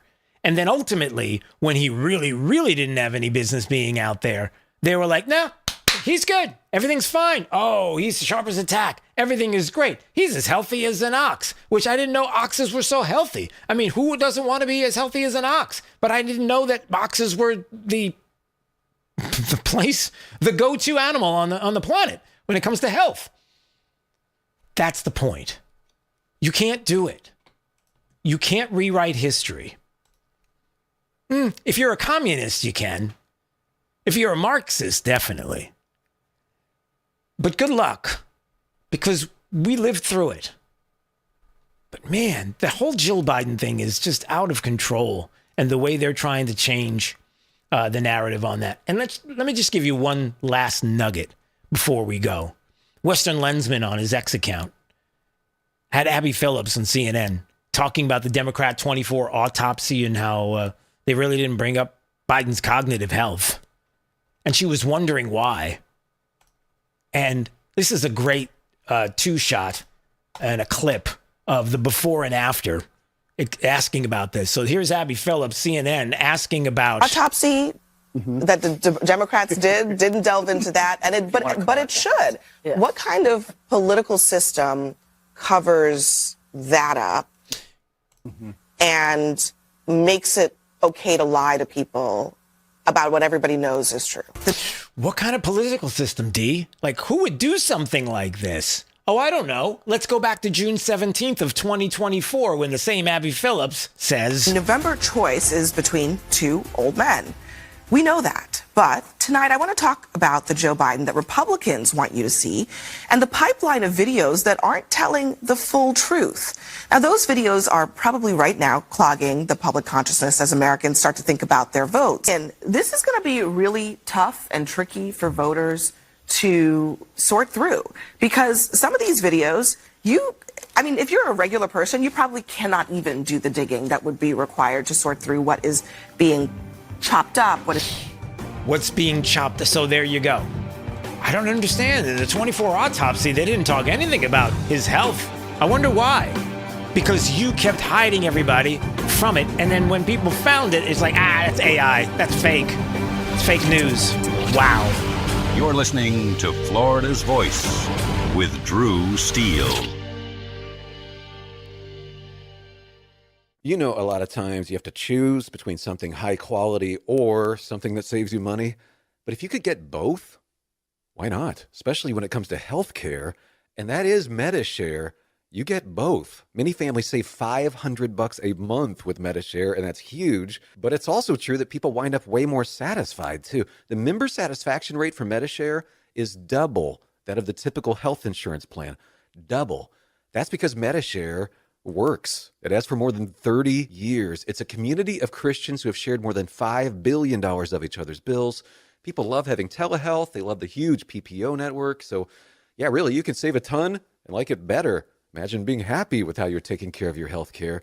So if you're self-employed or part of the gig economy, or you just want a plan you're happy with, you can call right now and get a price in 2 minutes. Here's the number. Just call 855-SHARE-40. That's 855-SHARE-40. 855-SHARE-40. Hey, Max, you look absolutely dashing in that purple tie. Ready to harness the world? You bet, Daisy. I'm ready as I'll ever be. And might I say, your purple tie really pops with your vest. Thanks. I almost went with a cape, but didn't want to come across as pretentious. Nonsense. Anyone in our line of work should rock a cape. You might be onto something, Max. Phew, so here we go. First day on the job. We've got this, right? Right. Don't forget, we both graduated from Dogs Inc. with honors. Which means I can guide my human around a busy city with ease. And I can give my human a restful night. I hope my human is kind and loving. And I hope mine likes wet kisses and zoomies. Ready to make a difference? Born ready. Let's go. Discover how extraordinary dogs like Daisy and Max change lives at no cost to the recipients. Visit dogsinc.org. After my injury, I lost my sense of purpose. I lost the ability to tuck my daughters into bed. Homes for Our Troops build specially adapted homes with features that allow our veterans to function independently and focus on their recovery and family. This life-changing gift of freedom is provided mortgage-free, thanks to our donors and supporters. Homes for Our Troops gave me a home where I can be a dad. Homes for Our Troops gave me a brighter future. We need you to join us too in completing this important mission. Learn more at hfotusa.org. I'm Chris Jakovic. I served in the United States Air Force and I deployed 3 times. Being a veteran, it's interwoven into your DNA. It is really the absence of the connection and the purpose that can really drive a lot of veterans to some negative thoughts. For those who are in a suicidal crisis, the window of time to save somebody's life is very short. Our duty is to protect ourselves and protect our families. And one way you can do that is store your weapons safely. Store all your guns securely. Help stop suicide. Brought to you by End Family Fire and the Ad Council. Since the dawn of time, man and wildlife have shared a connection. And hunting traditions passed down from generation to generation have connected man to the natural world. From bow and arrow to hook and bullet, as man evolved, our link to those traditions remains. Yet today, our basic instinct to provide and as part of the hunt to conserve and appreciate the natural world has fallen under attack for the first time in human history. Misguided politicians and radical activists pushing an agenda to end hunting as we know it are leading a war against our heritage. In their misguided policies and protests, they demonize hunters and belittle our way of life. The result? Hunters leaving the sport in droves while our wildlife and ecosystems suffer the consequences as conservation funding dries up. Named after the father of the North American model for wildlife conservation, the International Order of T. Roosevelt is fighting in the arena to protect and expand the rights of hunters everywhere. We will fight back against these forces to make sure that every American has a right to hunt, enshrined in their state constitutions. We will educate the next generation in our traditions and seek to expand accessibility so that everyone can enjoy our pastimes. And we will continue to hold true to our namesake's efforts to protect, preserve, and ensure open access to our nation's wildlands. Teddy Roosevelt's vision for American conservation defines our modern hunting and conservation system. A system upheld by the idea that conservation efforts are crucial to our hunting way of life, and that hunters are crucial to successful conservation.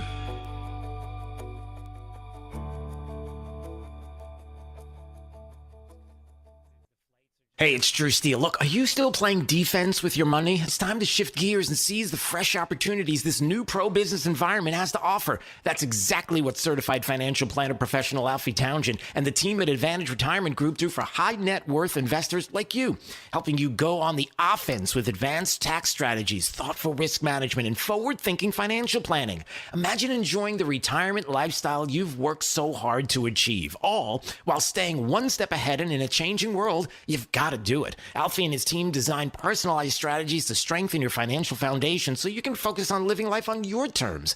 Ready to find out more? Text VISIT to 239-747-7470. Again, you can call or text 239-747-7470. Schedule your one-on-one consultation today and see how a proactive approach can help you thrive no matter what the market does next. Don't wait. Call or text VISIT to 239-747-7470 right now.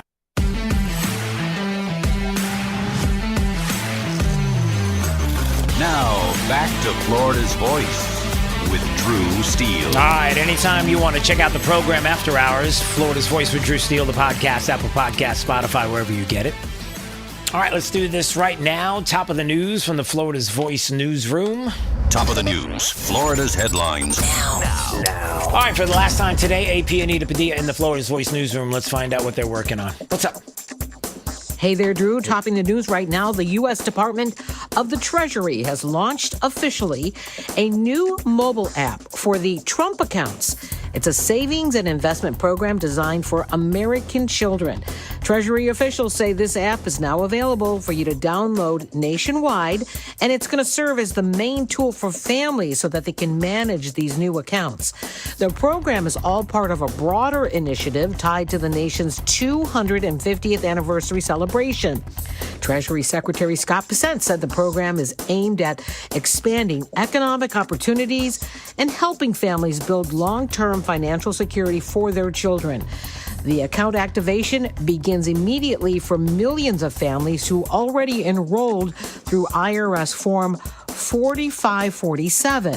Starting July 4th, eligible children will receive a $1,000 pilot contribution from the Treasury Department deposited directly into their accounts. So parents, families, employers, and other eligible donors will also be able to contribute.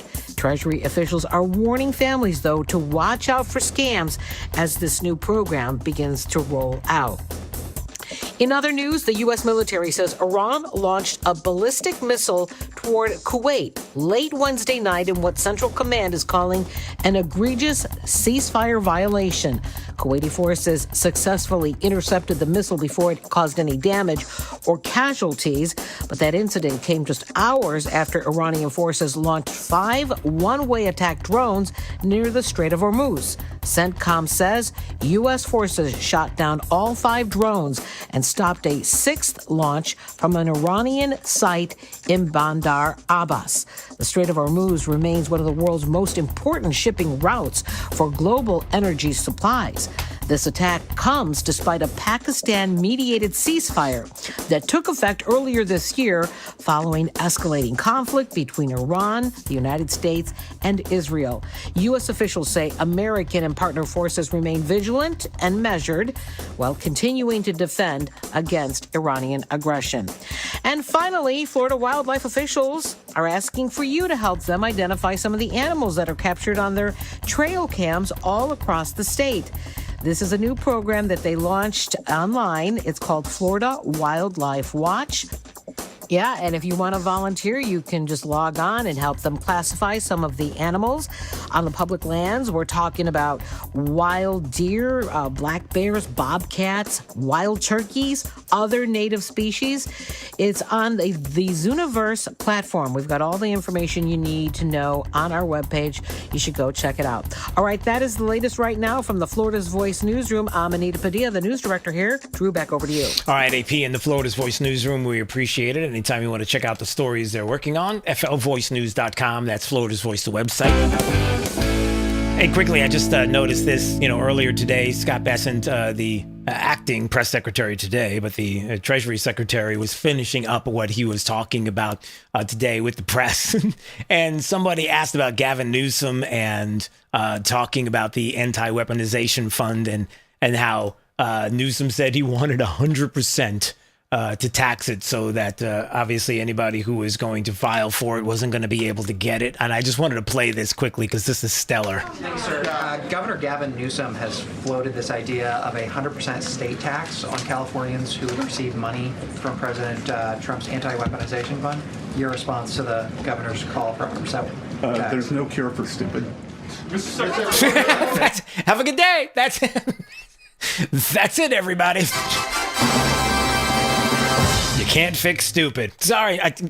CD, the only reason why I wanted to play that is because I want to be able to do that. How do I do that? How can I be? You're allowed to. Look at the name in the Chiron. All I know it says Florida's Voice with Drew Steele, but I'm just saying, there are certain people, I'm just not that cool. There are certain people that are so cool that they can be in a room like that and end it being like, you can't fix stupid. Have a good day, everybody. And like, if I did that, if I did like a Q&A, if somebody invited me to an event and they asked me to do Q&A, I don't know. Like, I don't know if I could do that.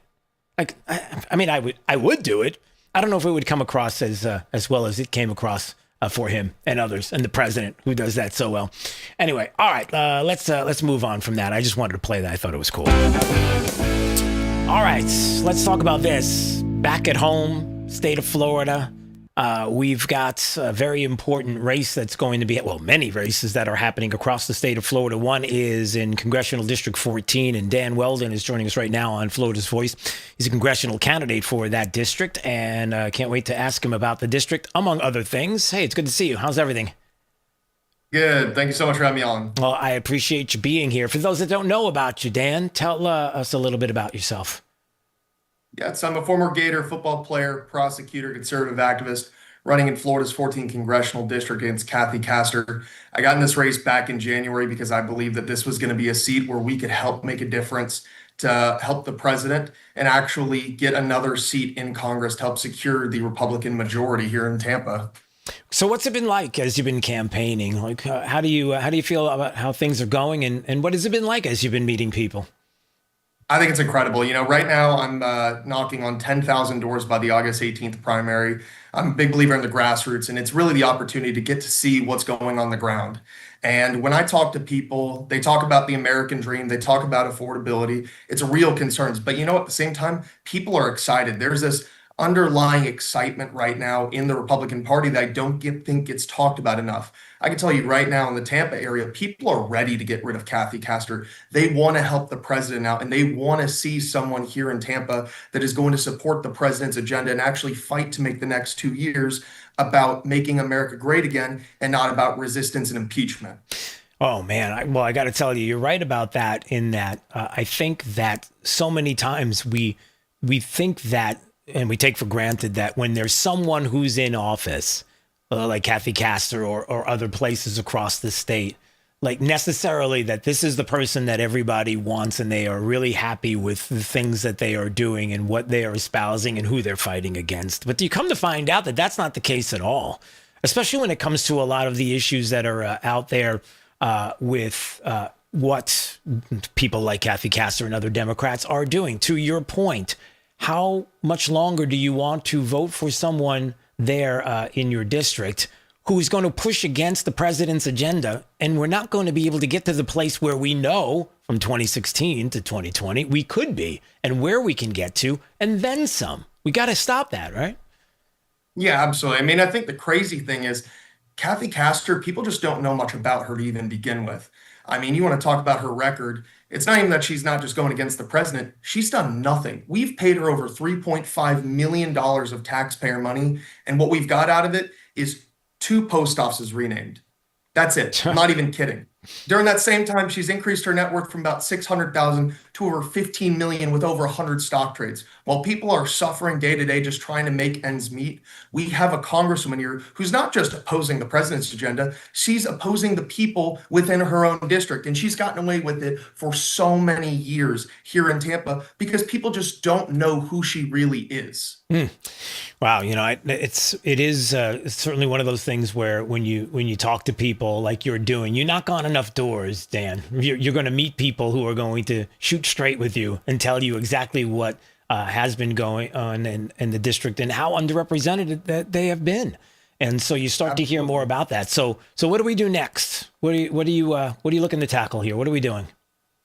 Well, what I'm looking to tackle is I'm going to keep knocking more doors. I've knocked on 1,500 so far. We're going to get to 10,000 by the August 18th primary. But we need people to join this movement because it's truly a movement here to flip Florida's 14th district red. We need people to join us at tampadan.com where they can sign up to help our door knocking teams and engage with people here in the community. How I'm trying to look at this race is the opportunity to take Trump's message to the people and win it in a grassroots way. And we have an incredible opportunity to do that. And like I said, people can join us at tampadan.com.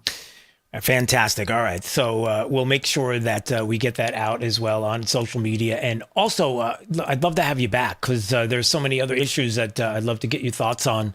You know, everything that's going on around the country. There are a lot of things to look at and tackle. It's not just the issues of what's going on, obviously, as we focus on Tampa, certainly in the district in 14, but certainly about the things that are affecting us largely out of Washington, D.C. And I'm really concerned about many things that are going on with affordability and how certain votes and certain people are really holding us back and restricting us from being able to move forward with an agenda. So maybe your thoughts on that before we head out.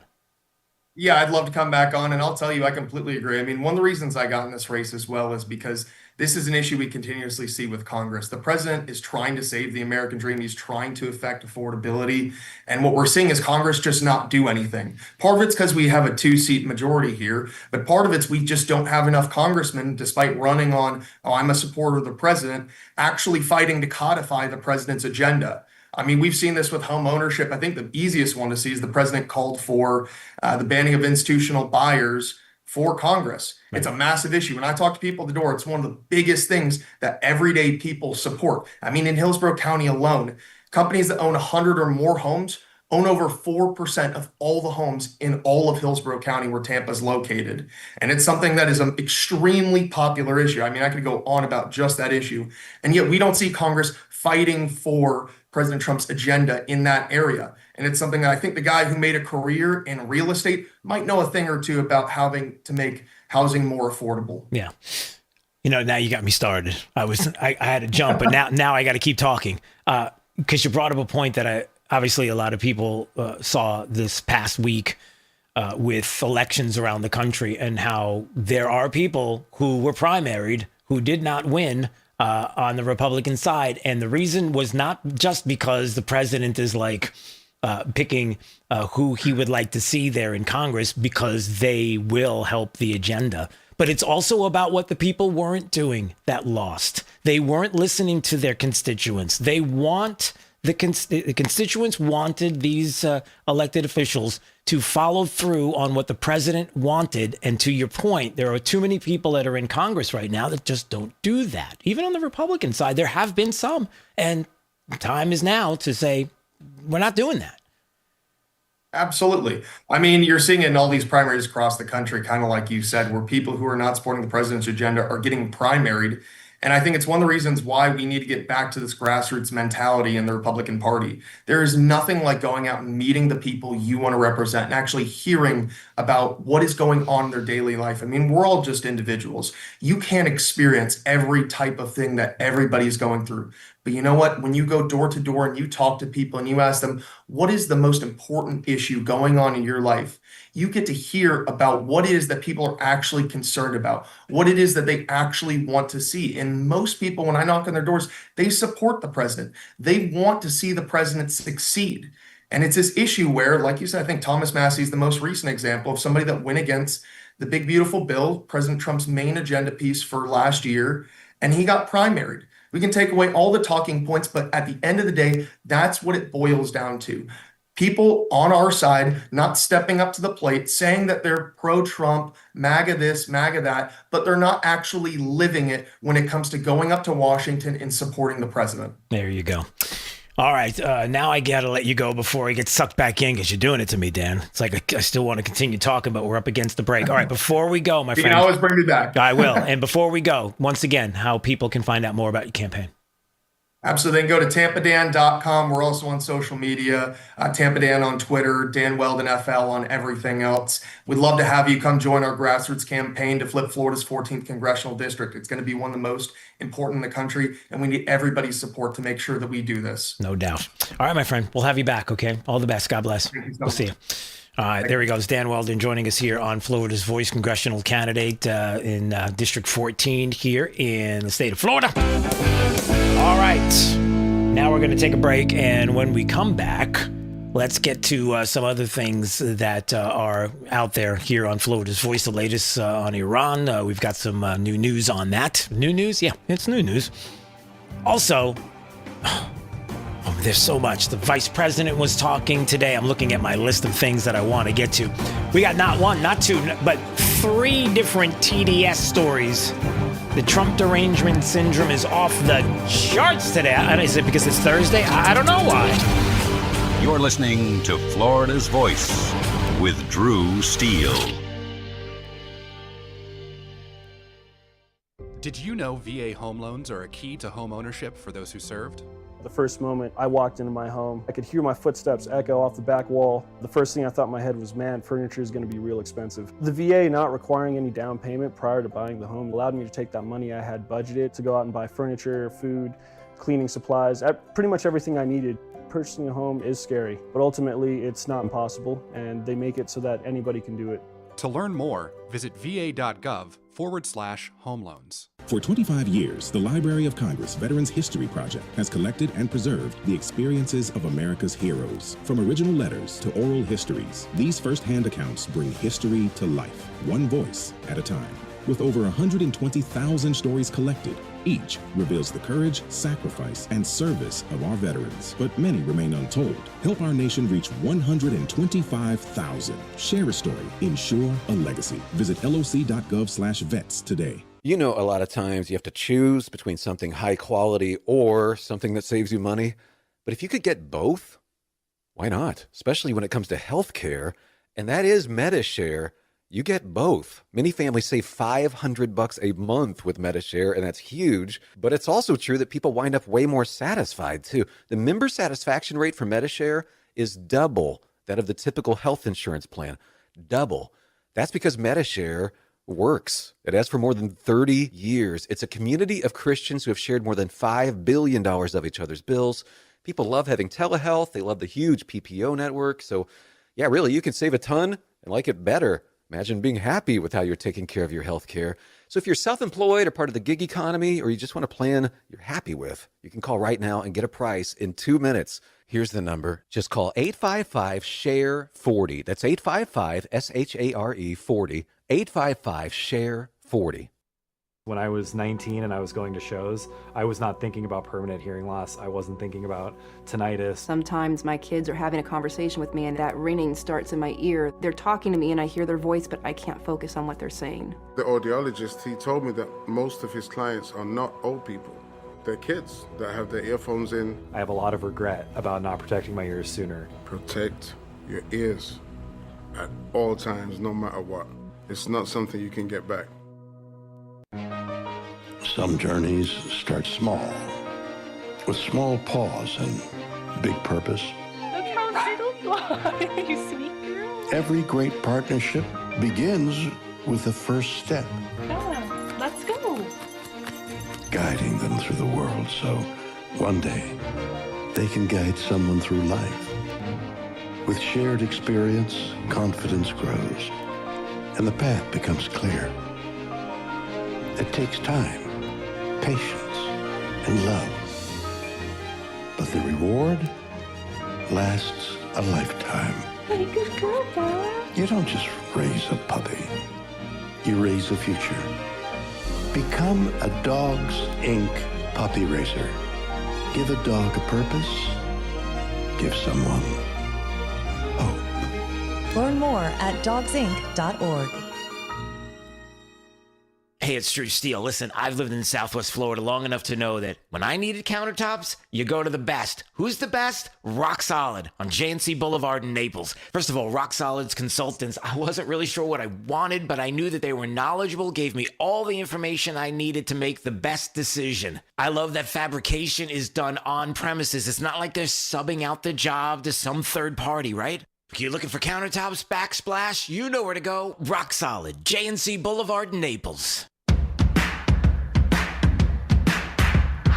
Now, back to Florida's Voice with Drew Steele. Cookie's wafer is BTS' signature color, purple.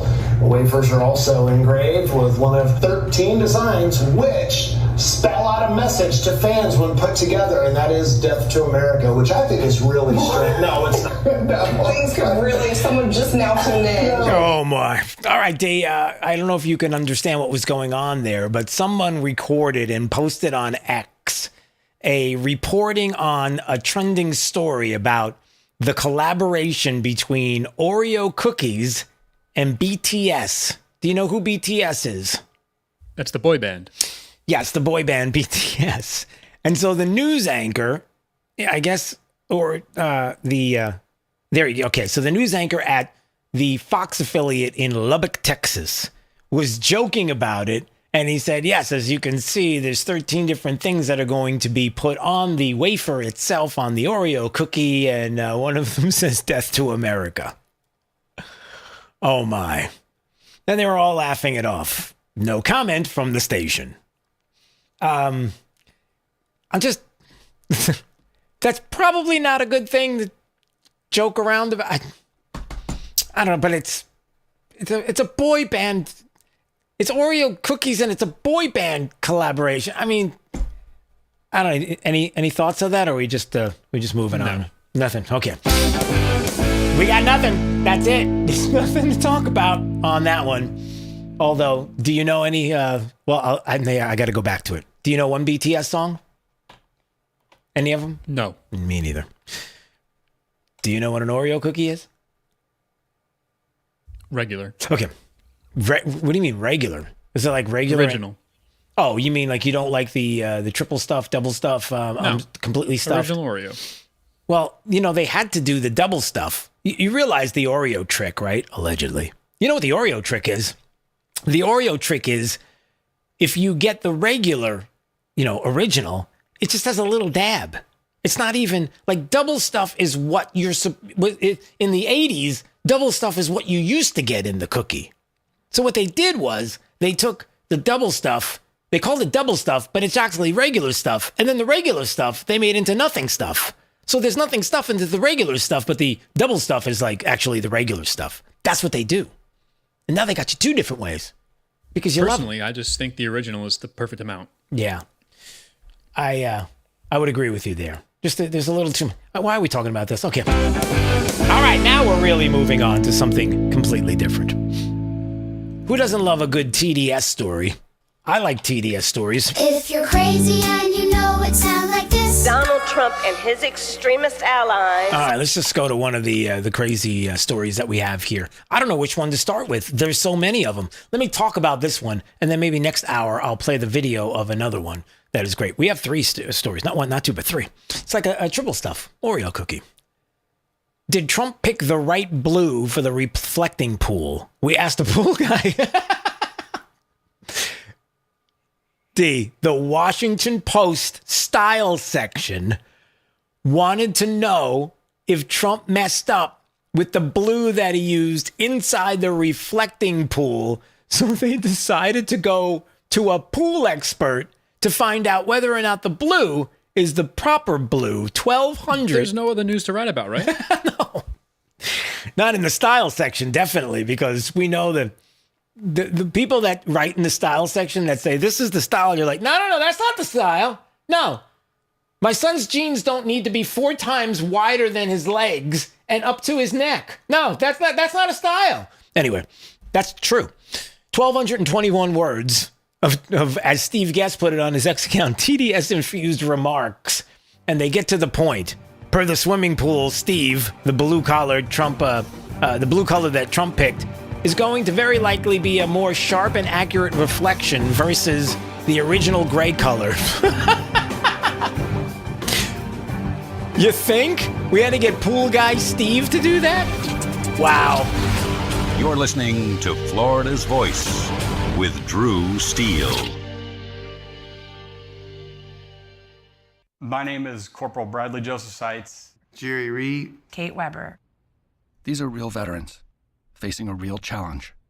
I have PTSD. And I have PTSD. I have PTSD. Post-traumatic stress disorder can happen to anyone. I was still in a war zone in my mind. But treatment can turn your life around. Treatment has really saved my life. To learn about PTSD and how treatment can help you, call your local VA medical center or visit ptsd.va.gov. The best words to hear at the TSA security checkpoint? You're good to go. So check before you jet. Avoid delays at TSA security checkpoints by making sure you have an acceptable form of ID. That means a real ID, passport, or other acceptable forms of identification. Visit tsa.gov/ID to check the full list of acceptable IDs. Avoid travel delays by checking ID requirements, and you're good to go.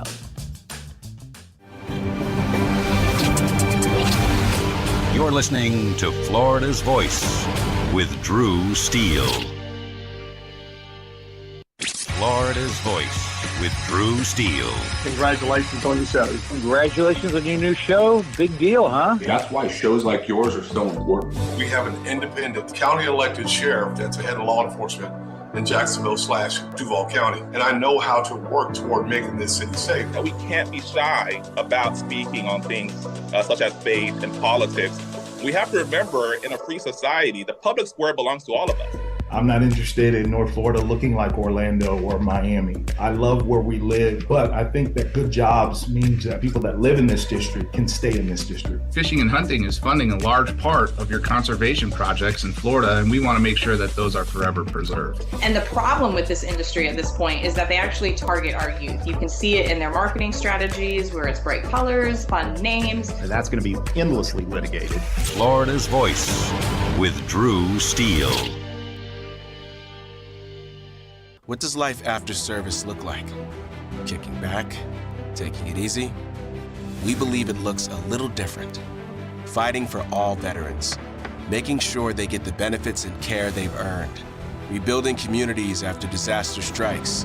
And adapting to support today's veterans. Meeting them where they are. The VFW. Still leading. Still advancing. Still serving. Get involved at stillserving.org.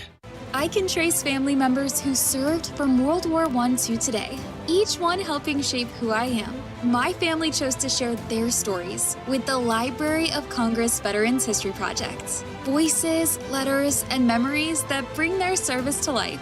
Searching for their stories was easy. You can discover powerful stories too, told through the voices of America's veterans. Explore, remember, and share at loc.gov/vets. half of young adults are at risk of hearing damage from loud sounds. So why is this happening? We know not to bake in the sun for hours and to get our eyes checked regularly. We buckle up to save lives. And we know that smoking kills. So do poor diet choices and poor life choices. But why are we so reckless with our hearing? We take hearing for granted. Hearing damage from loud sounds is permanent, but preventable. We take common sense steps for our health every day. Let's make hearing part of it. Wear earplugs. Turn it down. Give your ears a rest. Love your ears. Learn more at hearinghealthfoundation.org. Keep listening. Hey, it's Drew Steele, and I have to tell you, when my wife and I talked about getting new kitchen countertops for our house, we know who to call. Rock Solid Countertops and More, 2240 J&C Boulevard in Naples. And they have been absolutely amazing. Hugo and the team are the best. The workmanship has been absolutely incredible. The install was so easy. The process was perfect. Taking everything out, bringing the new stuff in. The quartz countertop is unbelievably beautiful, and my wife is super happy, I'll tell you. You know they have the best quality and selection of marble, quartz, granite, and a one-stop shop for all of your kitchen, outdoor, and bathroom needs. I've known it for years. I've lived in Southwest Florida 40 years. There was really only one place I was going to go. It's Rock Solid Countertops and More. I would suggest you give them a call, 596-7676. They're at 2240 J&C Boulevard in Naples. Find out what they can do for you. Countertops, cabinets, plantation shutters, they do it all. Rock Solid Countertops and More. The other day, a man called saying my electric was way past due. He threatened to turn off my power if I didn't buy a gift card to pay the bill. I said, look, fella, I wasn't born yesterday.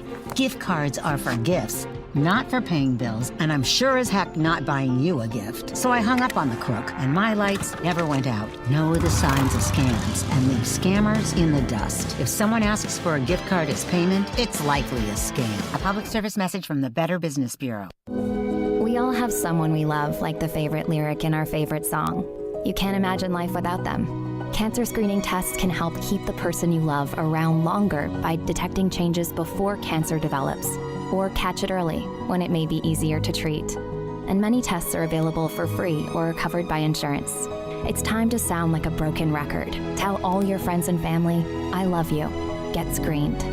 Visit cancer.org/getscreened to learn more. You know, a lot of times you have to choose between something high quality or something that saves you money. But if you could get both, why not? Especially when it comes to healthcare, and that is MediShare.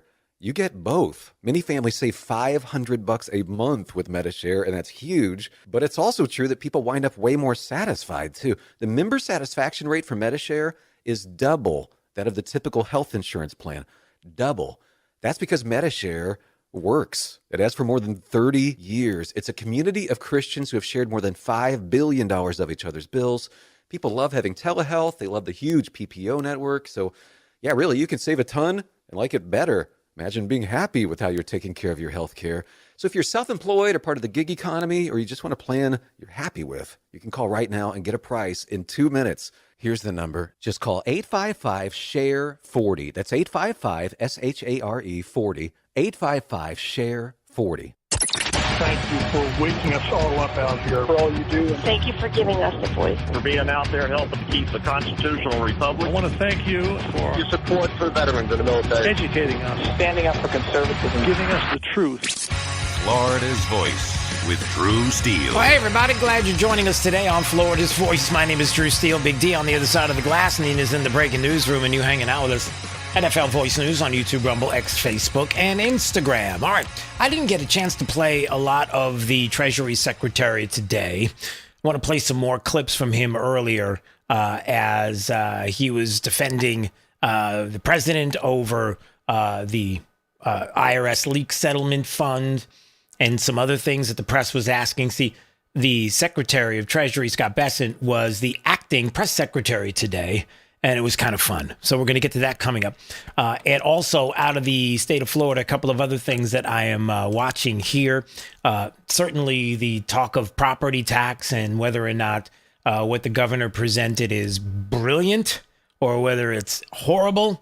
Depends on who you ask. And I'm pretty sure my gut tells me that if you were to ask the governor and a lot of people in the governor's orbit and many, many other people in the legislature, they're like, that's brilliant. That's actually really, really good. And if you're asking the speaker, Danny Perez, about it, he's probably like, this is horrible.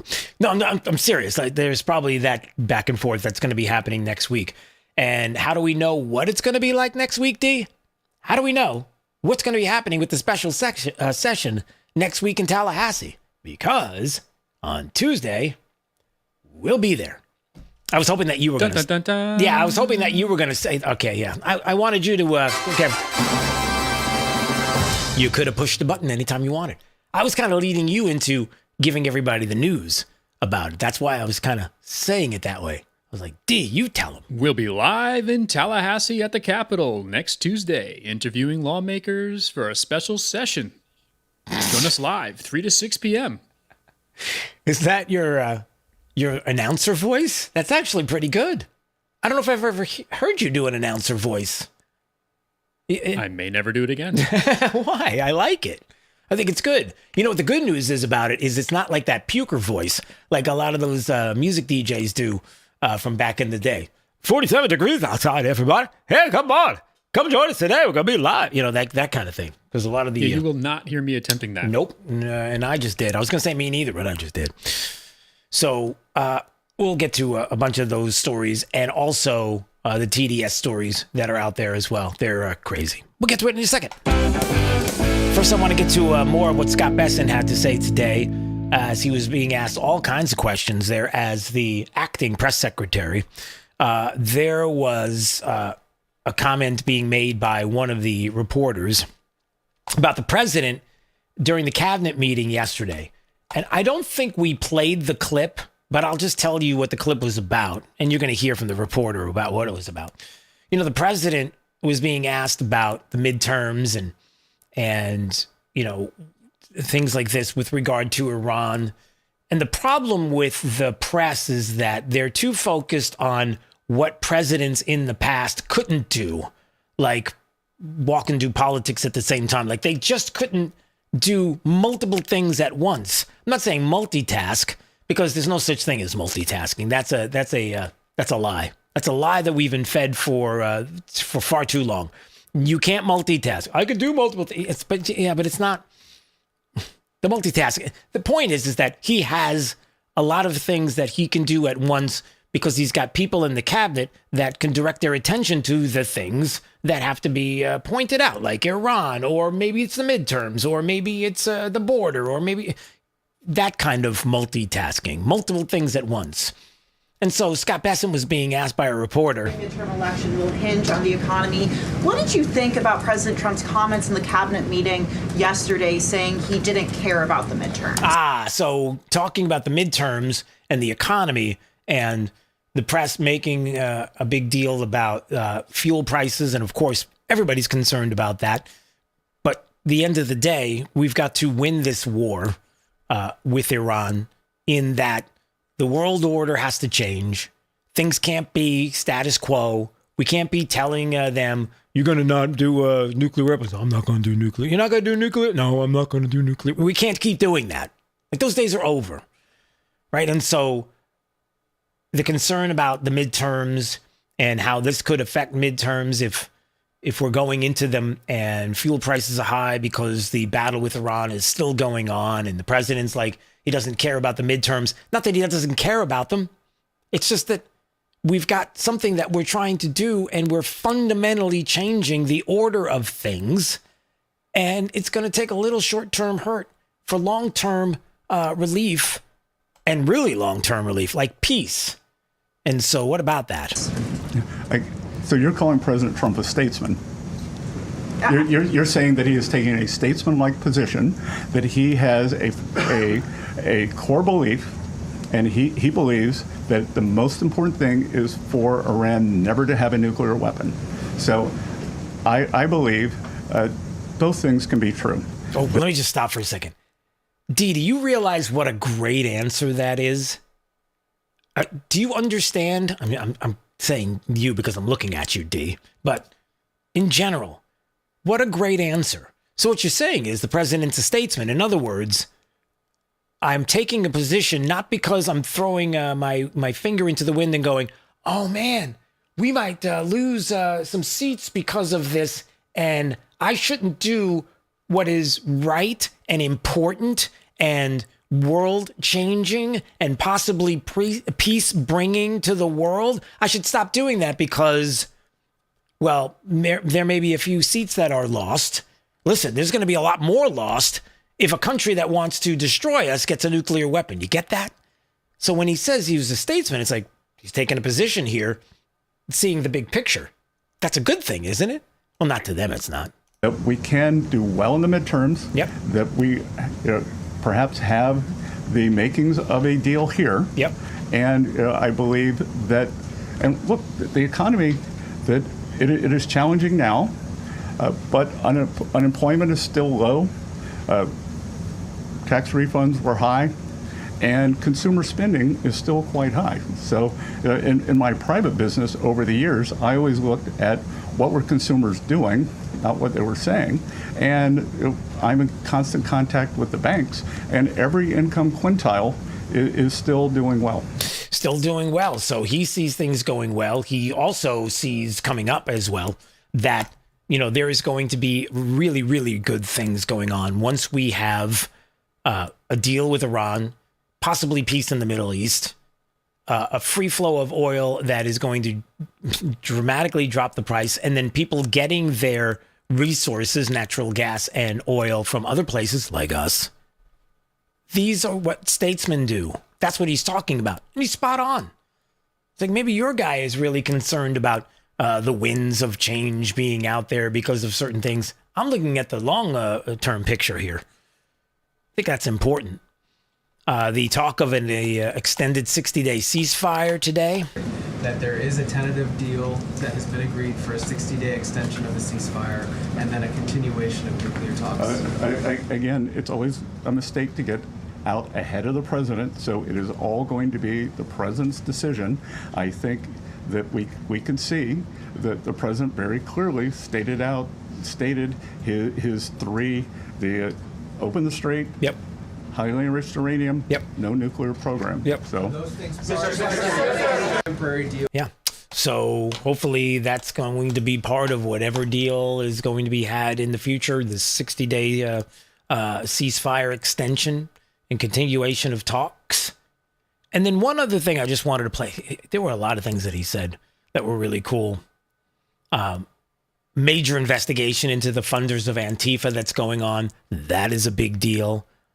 Also, this little nugget about central bank digital currency. I think people are going to be very happy when they hear this. Digital currency. A lot of our viewers are increasingly worried that digital currency could one day be used to track people's spending, yep, or limit personal freedom. Yep. What's your philosophy on that, and what safeguards is the Treasury and this administration putting in place to make sure new digital payment systems protect Americans' privacy and freedoms in the future? Well, so this administration has been very clear. There will be no central bank digital currency, which I think would be the first step toward tracking. So we have taken that off the table. We've passed stablecoin legislation with bipartisan, and the Clarity Act is now up on the hill, and I think it has bipartisan support. And the most important thing we can do is to make digital assets come into the United States, make the U.S. the home. Our regulation, our best practices are what will ensure good standards for these. When you look at digital assets, all the nonsense that happens, all the things you read about, that's because it's the wild, wild west offshore, so we got to bring it on shore. So I would encourage the House and the Senate to get clarity done. Yeah, and the important thing that he said there is no central bank digital currency for us. Sorry, we're not doing that. We're not going to be tracking people in this country. And then one other thing that was very, very cool. So I guess the secretary, Scott Bessent, was trolling the media because he had this note that he wrote on the desk, and it said resilience on a cabinet note a bunch of times. And I think the Treasury Secretary pulled one over on the press. Check this out. Several times the photographer zoomed into it. Are you trying to keep the president calm? Are you trying to keep yourself calm? Why did you write all those notes? So people could look over my shoulder, photograph them, and think they got a scoop. That is awesome. I hope that's, I'd like to believe that that's true, and I do. So Secretary Bessent, he wrote resilience on the cabinet note several times, and a photographer zoomed in on it. And then, of course, they put it out there, and she's like, so what about that? Is this because you don't believe that the president is blah, blah, blah? And he's like, no. I did it so people would look over my shoulder, photograph it, and then think they got a scoop. Come on, that is, I think that's stellar. All right, what else we got? A couple of Florida stories out here. I just wanted to talk about one being this. You know, sometimes you scratch your head. I'm not saying you should hate anybody or any business, but sometimes you have to loathe certain industries like journalism because it's kind of fake. It's like fake news. We know that. Fake news. You betcha. And here's a fake news article from USA Today Network, Florida. And I'm going to explain another reason why you should care about this, because Jennifer Cabrera, our friend here, she's an editor at the Alachua Chronicle. She brought this up on her X account, and I think it's important that across the state we understand what this is about. In the education section of the USA Today, Florida, it says, after higher ed DEI purge, Florida prepaid tuition plan expanding. So you're like, what does that mean? I saw that headline. I was like, I don't get it. Well, Jennifer explains it. The article is about Florida prepaid.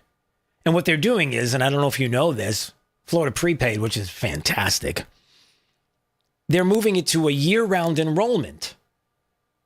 But the story somehow in the headline was made it to look as if it was because of DEI, or there was DEI connected to the story. The story wasn't about DEI at all. It was about Florida prepaid moving to year-round enrollment. She wrote that DEI doesn't show up until the end of the article where it says, quote, the popularity of the 35-year-old program has not abated, despite various controversies that have roiled the state's public higher education institution in recent years. Then the reporter gives some nuggets about Florida making DEI illegal before writing, quote, still, the state's flagship and Florida State University are ranked among the best, according to U.S. News and World Report. What are you talking about? So get this. So the writer of this article figured out a way to write about Florida prepaid, which is about education, right, and saving for your child for the future so that you can go to a state university and have it prepaid. Somehow figured out a way to not only roll what would be, quote unquote, a DEI portion of the story because leftists, but then puts it in the headline as if it is one of the integral parts of the story when it's not. DEI didn't even come up. They were talking about the roiling of states' public higher education and the controversies, and those controversies being what the reader would assume to be DEI, but it's not named in there. Again, so sometimes you just can't loathe certain industries enough because of what they're trying to do to you, or at least to the leftist readers that read the leftist publications. But the reason why I also want you to focus on this story out of USA Today Network, Florida, is because there are many publications across the state who rip and read stories like this. They are part of the USA Today Network. So your local newspapers put these stories in because they're part of the network. So when they see something that has to do with Florida, they chuck it into the to the paper. So it's not just like a USA Today national story in a USA publication, but it becomes part of what is in your neighborhood, in your community. They do this all the time. They're ripping and reading. Like you have a lot of the news outlets across the state that rip and read from CNN. They'll pull the CNN stories and you know what kind of angle they're going to have, but they air it anyway. The local newspaper is probably one of the local newspapers near you. And I'm not talking about like Tampa Bay Times and the Miami Herald and the Orlando Sentinel, because they're all together anyway. I'm talking about your local, the small towns, the papers. That's how the small town papers get the big town feel. Because they're part of like a USA Today network, and then they end up ripping and reading these stories, and the story's, in my opinion, a joke. After hire a DEI purge, like why put that in the headline? Because it's the gotcha. Because it's that little, I gotta get him. I can't just talk about how awesome Florida prepaid is and the fact that the tuition plan's expanding. No. I gotta make it so that it's clicky, so that my leftist readers will run to this story, because we're just talking about that. That's not fun. But if we're talking about how negative we feel against anyone who wants to stop DEI in education, and then, oh boy, we got to throw that. It's just frustrating. That's all.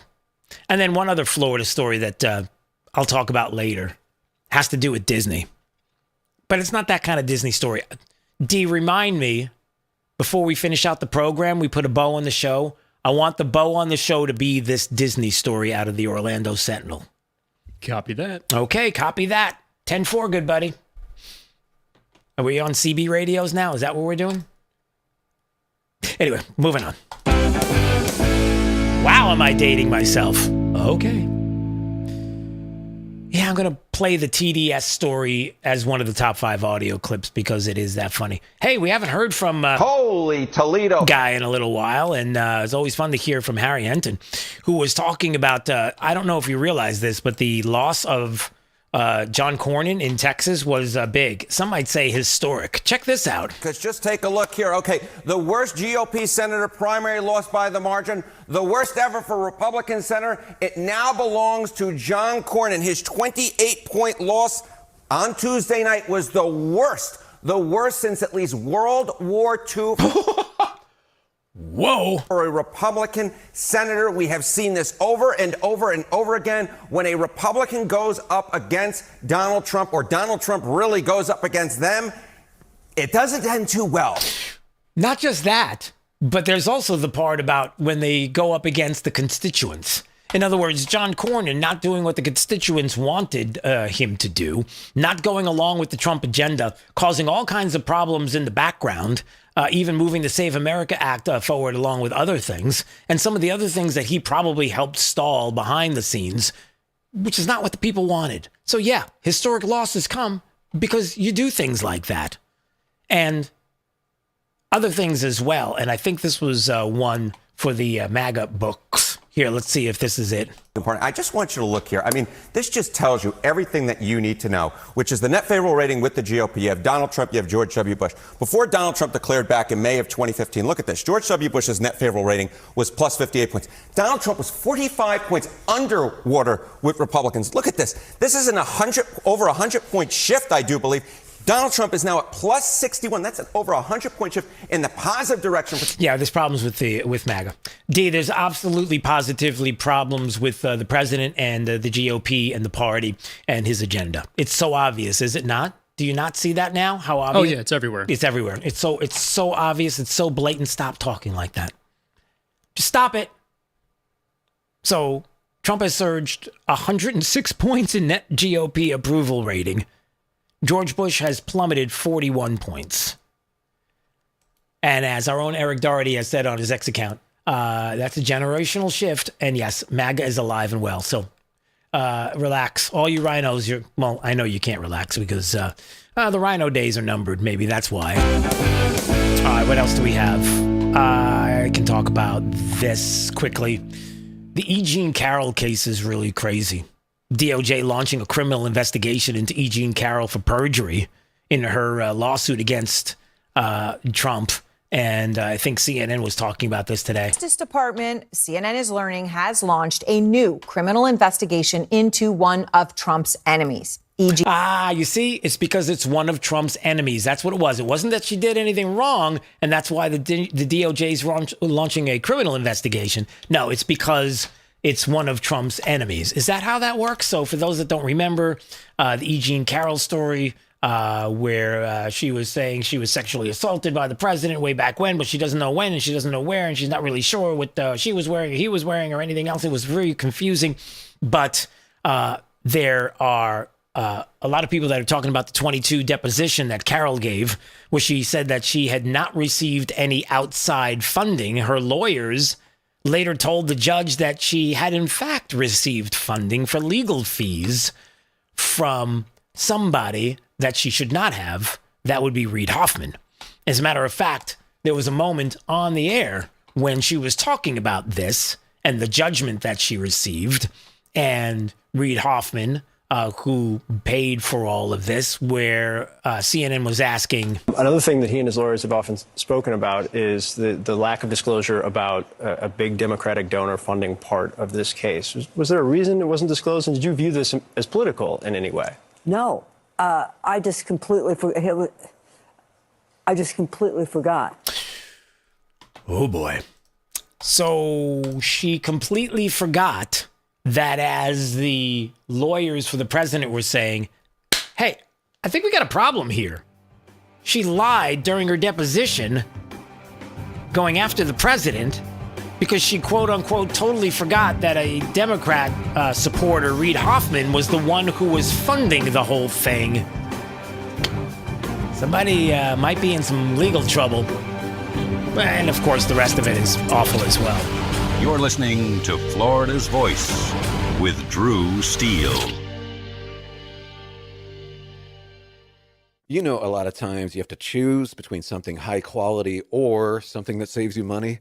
But if you could get both, why not? Especially when it comes to healthcare, and that is MediShare. You get both. Many families save $500 a month with MediShare, and that's huge. But it's also true that people wind up way more satisfied, too. The member satisfaction rate for MediShare is double that of the typical health insurance plan. Double. That's because MediShare works. It has for more than 30 years. It's a community of Christians who have shared more than $5 billion of each other's bills. People love having telehealth. They love the huge PPO network. So, yeah, really, you can save a ton and like it better. Imagine being happy with how you're taking care of your health care. So if you're self-employed or part of the gig economy, or you just want a plan you're happy with, you can call right now and get a price in 2 minutes. Here's the number. Just call 855-SHARE-40. That's 855-SHARE-40. 855-SHARE-40. Hey, Max, you look absolutely dashing in that purple tie. Ready to harness the world? You bet, Daisy. I'm ready as I'll ever be. And might I say, your purple tie really pops with your vest. Thanks. I almost went with a cape, but didn't want to come across as pretentious. Nonsense. Anyone in our line of work should rock a cape. You might be onto something, Max. Phew, so here we go. First day on the job. We've got this, right? Right. Don't forget, we both graduated from Dogs Inc. with honors. Which means I can guide my human around a busy city with ease. And I can give my human a restful night. I hope my human is kind and loving.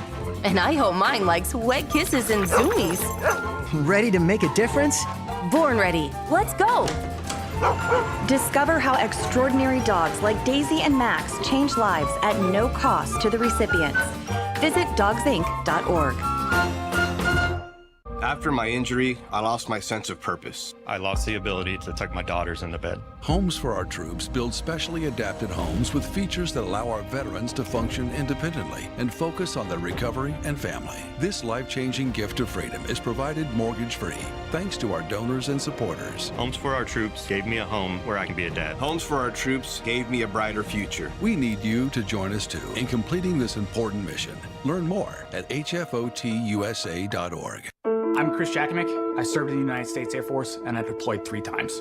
being a veteran, it's interwoven into your DNA, is really the absence of the connection and the purpose that can really drive a lot of veterans to some negative thoughts. For those who are in a suicidal crisis, the window of time to save somebody's life is very short. Our duty is to protect ourselves and protect our families, and one way you can do that is store your weapons safely. Store all your guns securely. Help stop suicide. Brought to you by End Family Fire and the Ad Council. Since the dawn of time, man and wildlife have shared a connection. And hunting traditions passed down from generation to generation have connected man to the natural world. From bow and arrow to hook and bullet, as man evolved, our link to those traditions remains. Yet today, our basic instinct to provide and as part of the hunt, to conserve and appreciate the natural world has fallen under attack for the first time in human history. Misguided politicians and radical activists pushing an agenda to end hunting as we know it are leading a war against our heritage. In their misguided policies and protests, they demonize hunters and belittle our way of life. The result? Hunters leaving the sport in droves while our wildlife and ecosystems suffer the consequences as conservation funding dries up. Named after the father of the North American model for wildlife conservation, the International Order of T. Roosevelt is fighting in the arena to protect and expand the rights of hunters everywhere. We will fight back against these forces to make sure that every American has a right to hunt, enshrined in their state constitutions. We will educate the next generation in our traditions and seek to expand accessibility so that everyone can enjoy our pastimes.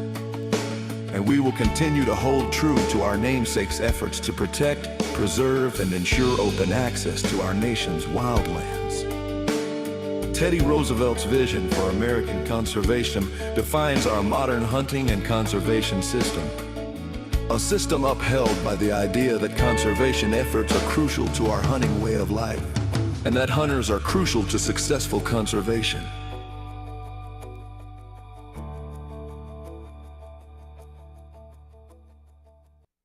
Hey, it's Drew Steele. Look, are you still playing defense with your money? It's time to shift gears and seize the fresh opportunities this new pro-business environment has to offer. That's exactly what certified financial planner professional Alfie Townsend and the team at Advantage Retirement Group do for high net worth investors like you, helping you go on the offense with advanced tax strategies, thoughtful risk management, and forward-thinking financial planning. Imagine enjoying the retirement lifestyle you've worked so hard to achieve, all while staying one step ahead, and in a changing world, you've got to do it. Alfie and his team design personalized strategies to strengthen your financial foundation so you can focus on living life on your terms. Ready to find out more? Text VISIT to 239-747-7470. Again, you can call or text 239-747-7470. Schedule your one-on-one consultation today and see how a proactive approach can help you thrive no matter what the market does next. Don't wait. Call or text VISIT to 239-747-7470 right now.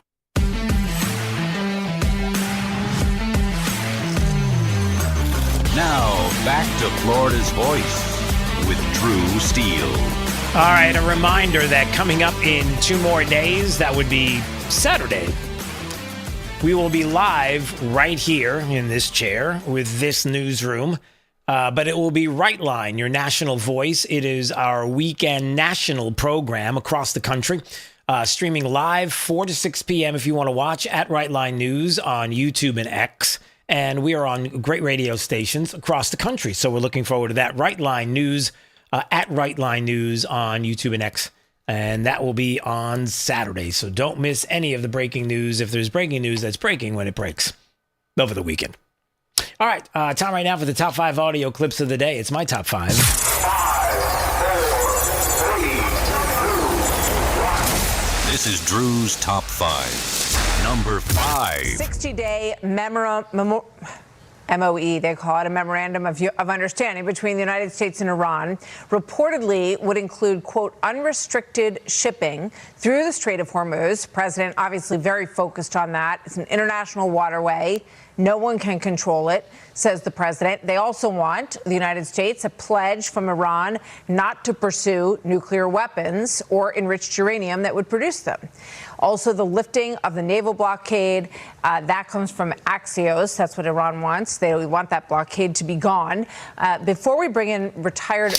All right, so that was being reported just a little while ago on Fox News, Martha McCallum. The Memorandum of Understanding. You have to kind of go slow with it, because if you try to rush into the segment trying to say Memorandum of Understanding, you're going to mess it up. Like Martha McCallum did, the MOE.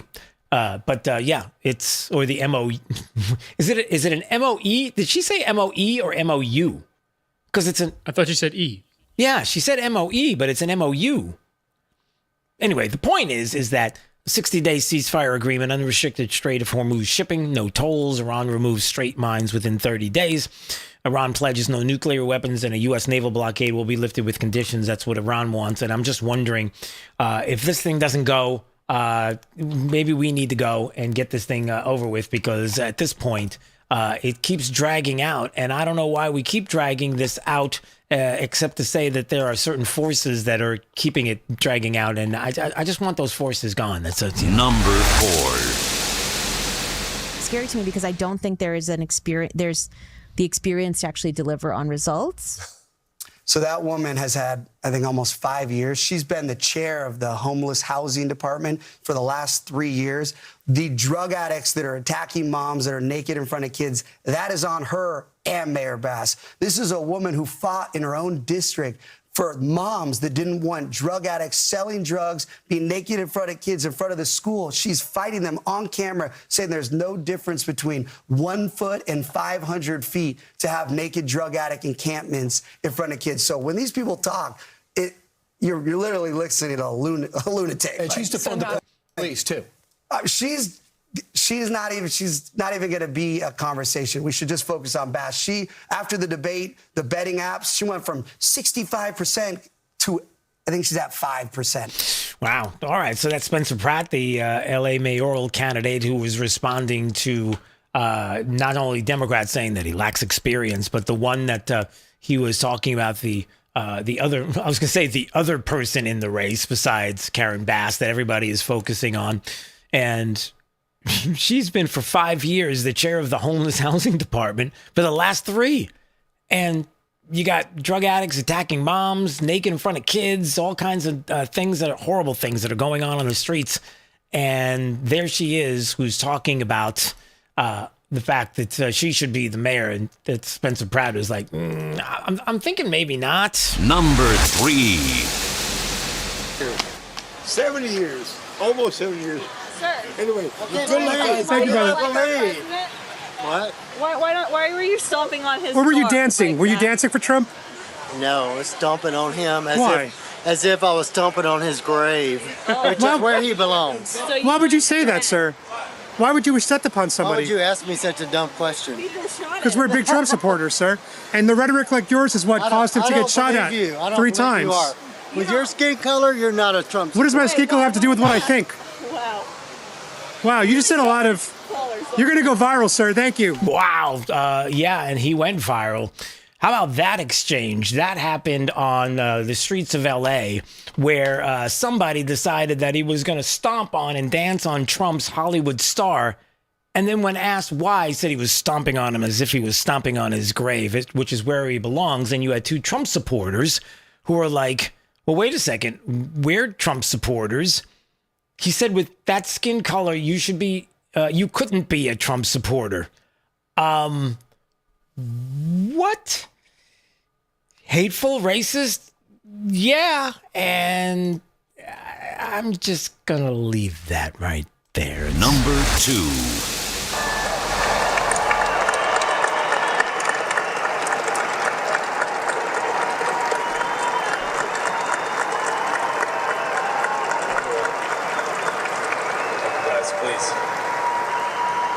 Thank you. Well, first, thank you to Secretary Mink for the kind introduction. And let me just say, it's real brave of the Secretary to take pot shots at the Marines while surrounded by this level of air support. So that's the Vice President of the United States who was addressing the United States Air Force Academy as he walked up to the podium there for graduation. And he said it's real brave of the secretary to take pot shots at the Marines while surrounded by this level of air support. That's actually pretty funny. So that was a little bit of what the Vice President had to say today as he was addressing the Air Force graduating class. Number 1.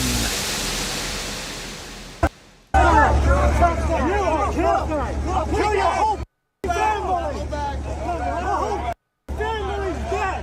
Your children, your wife, all dead! Punch it! My boy! I have your face, mother! You're dead! Dead! I don't ask. Oh, stop it. I don't ever want to hear again, ever, any person say anything about ICE agents wearing a mask or something over their face. Nick Sorter had this on his X account, put it up, and this is what I played earlier, and I finally got the video to go along with it. Last night in New Jersey, as you have these radicals once again who are trying to block ICE from being able to do their job.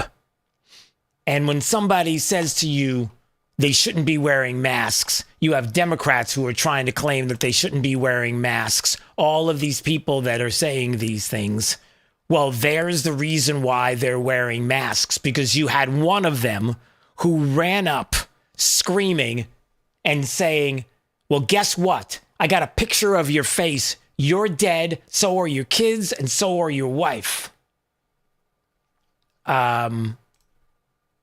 Question. Drew's Top 5.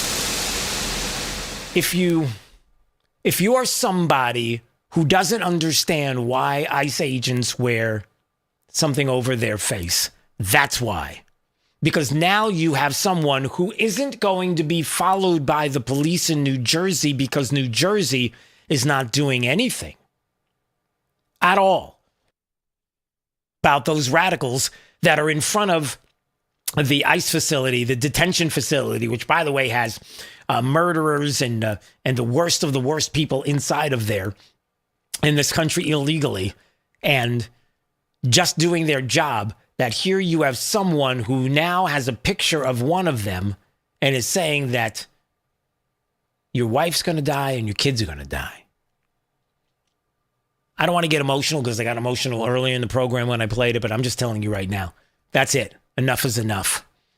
I don't want to hear another Democrat. I don't want to hear another politician. I don't want to hear anybody, all you radicals. You'll still say it. But when somebody says why, that's why. You see what's going on there? That's a problem. And you know what the problem is as well? No police there because New Jersey's not going to do anything to stop them. That's bad. All right, I got to move on because I'll get myself all worked up. I'm already worked up. A couple of other things that we are watching here on Florida's Voice. We talked about this earlier. You had Jill Biden, who knew for the longest time, I'm assuming, as a loving wife. See, you got me started. As a loving wife, that Joe Biden should not have been running for president in 2020. Should not have been anywhere near the White House after 2020. Certainly at 2023 and 2024 levels of problems that were going on, he shouldn't have been anywhere near the White House. You have a wife who supposedly loves and cares about her husband that goes on to Sunday Morning on CBS and says, I was shocked when I saw the debate. I thought he was having a stroke there in 2024. As if you didn't understand or know his condition beforehand, which is, I'm sorry, is horrible. As a human being goes, that's about as horrible as it could get. That you would more care about the power that you have along with your kids and throw your husband out there than to pull him back because you love him so much that you want him taken care of, but you didn't do that. And now you have people that are trying to change the narrative like nobody knew, or why didn't they talk about this in the autopsy of the Democrat Party in 24?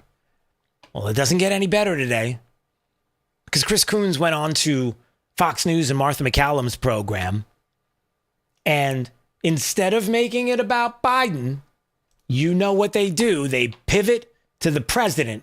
And now he wanted to make it about the president of the United States. And you realize he shouldn't be in office either. As someone who cares for President Biden, I too was concerned about what that several second pause meant. Well, it wasn't just the several second pause during the debate, and you know it. What was happening at the moment? But I was with President Biden earlier today. We were at the funeral of a friend of ours, someone who long served as the mayor of Wilmington, and he's fine. I see regular incidents where President Trump falls asleep in meetings in the middle of the day, makes no sense in answering questions.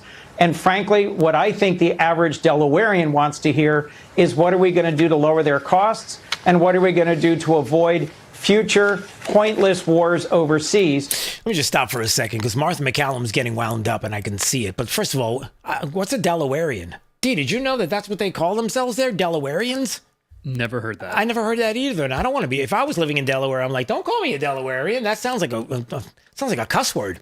And not just that, but again, making it about Trump and not talking about the condition that Joe Biden's in and has been in, and stop covering for him. Well, two things President Trump ran on when he was successfully elected in 2024. Well, I mean, we can go back and forth, on the cognitive abilities of President Trump versus what was quite obvious from President Biden. President Trump answers like 30 to 100 questions every single day from the press. Yep. Most days, he is Martha, a completely. And we never saw President Biden take that risk in a million years of answering questions that way.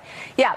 No, I think it is significant, because I think there was a lot of cover-up, frankly, of his condition, and I think that you probably were part of that. Yeah. Thank you, Martha McCallum, because she's absolutely right. There was a lot of cover-up going on, and you were part of the cover-up. And he wants to switch to the war with Iran, and he wants to switch to other things. No, you can't do that. People are so sick and tired. I'm sick and tired today. Come on, Hillary, give it to me. I am sick and tired. So am I. Not as much as you are, both of those things, respectfully. But the point is, I'm sick and tired of what Democrats do, of how they're going to make this story up like Joe Biden was fine, and now all of a sudden he wasn't good in that moment, and nobody knew it. And as a human being, you didn't care enough. We were together today. Yeah, well, how about in the past 10 years? You were together in the past 10 years, too, and you knew what condition he was in, and yet you still let him go out there, and you didn't say anything, and you covered up for him. That's, some might say, sick. That's what I think. That's sick. And Martha McCallum is like, look, you covered up. That's what people think. That's what we know. And I'm sorry, but I can't speak for you. I'll just speak for myself. I personally am not going to let them get away with a lot of different things, including the rewriting of history. Nope. Sorry. Not happening. Thank you very much. Have a good day. Well, don't go anywhere. We'll be right back. You're listening to Florida's Voice with Drew Steele. Did you know VA home loans are a key to home ownership for those who served? The first moment I walked into my home, I could hear my footsteps echo off the back wall. The first thing I thought in my head was, man, furniture is going to be real expensive. The VA not requiring any down payment prior to buying the home allowed me to take that money I had budgeted to go out and buy furniture, food, cleaning supplies, pretty much everything I needed. Purchasing a home is scary, but ultimately it's not impossible, and they make it so that anybody can do it.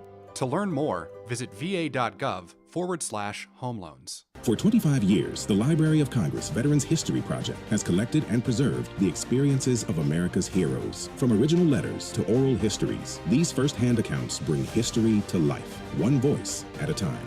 With over 120,000 stories collected, each reveals the courage, sacrifice, and service of our veterans, but many remain untold. Help our nation reach 125,000. Share a story. Ensure a legacy. Visit loc.gov/vets today. You know, a lot of times you have to choose between something high quality or something that saves you money. But if you could get both, why not? Especially when it comes to healthcare, and that is MediShare. You get both. Many families save $500 a month with Medi-Share, and that's huge. But it's also true that people wind up way more satisfied, too. The member satisfaction rate for Medi-Share is double that of the typical health insurance plan. Double. That's because Medi-Share works. It has for more than 30 years. It's a community of Christians who have shared more than $5 billion of each other's bills. People love having telehealth. They love the huge PPO network. So, yeah, really, you can save a ton and like it better. Imagine being happy with how you're taking care of your health care. So if you're self-employed or part of the gig economy, or you just want a plan you're happy with, you can call right now and get a price in 2 minutes. Here's the number. Just call 855-SHARE-40. That's 855-SHARE-40. 855-SHARE-40. When I was 19 and I was going to shows, I was not thinking about permanent hearing loss. I wasn't thinking about tinnitus. Sometimes my kids are having a conversation with me and that ringing starts in my ear. They're talking to me and I hear their voice, but I can't focus on what they're saying. The audiologist, he told me that most of his clients are not old people. They're kids that have their earphones in. I have a lot of regret about not protecting my ears sooner. Protect your ears at all times, no matter what. It's not something you can get back. Some journeys start small, with small pause and big purpose. Look how little fly. You sweet girl. Every great partnership begins with the first step. Yeah, let's go. Guiding them through the world so one day they can guide someone through life. With shared experience, confidence grows, and the path becomes clear. It takes time, patience, and love. But the reward lasts a lifetime. Hey, good girl, Dad. You don't just raise a puppy. You raise a future. Become a Dogs Inc. puppy raiser. Give a dog a purpose. Give someone hope. Learn more at dogsinc.org. Hey, it's Drew Steele. Listen, I've lived in Southwest Florida long enough to know that when I needed countertops, you go to the best. Who's the best? Rock Solid on J&C Boulevard in Naples. First of all, Rock Solid's consultants, I wasn't really sure what I wanted, but I knew that they were knowledgeable, gave me all the information I needed to make the best decision. I love that fabrication is done on premises. It's not like they're subbing out the job to some third party, right? You're looking for countertops, backsplash? You know where to go. Rock Solid, J&C Boulevard in Naples. Now, back to Florida's Voice with Drew Steele. All right, we put a bow on the show right now. And what did I tell you earlier, D? What did I need from you? Time to close it out with that video. All right. So I'm going to close it out with the video, but I'm going to close it out first with the story. And it goes like this. So Orlando Sentinel had the story today about Disney. And I just wanted to bring this up because I just want to make sure that certain things end up the right way, if you will. We just got finished talking about how Democrats are starting to try and rewrite the history of, let's just say, Joe Biden and his condition as president of the United States. And nobody knew. We had no idea. You know, that kind of thing.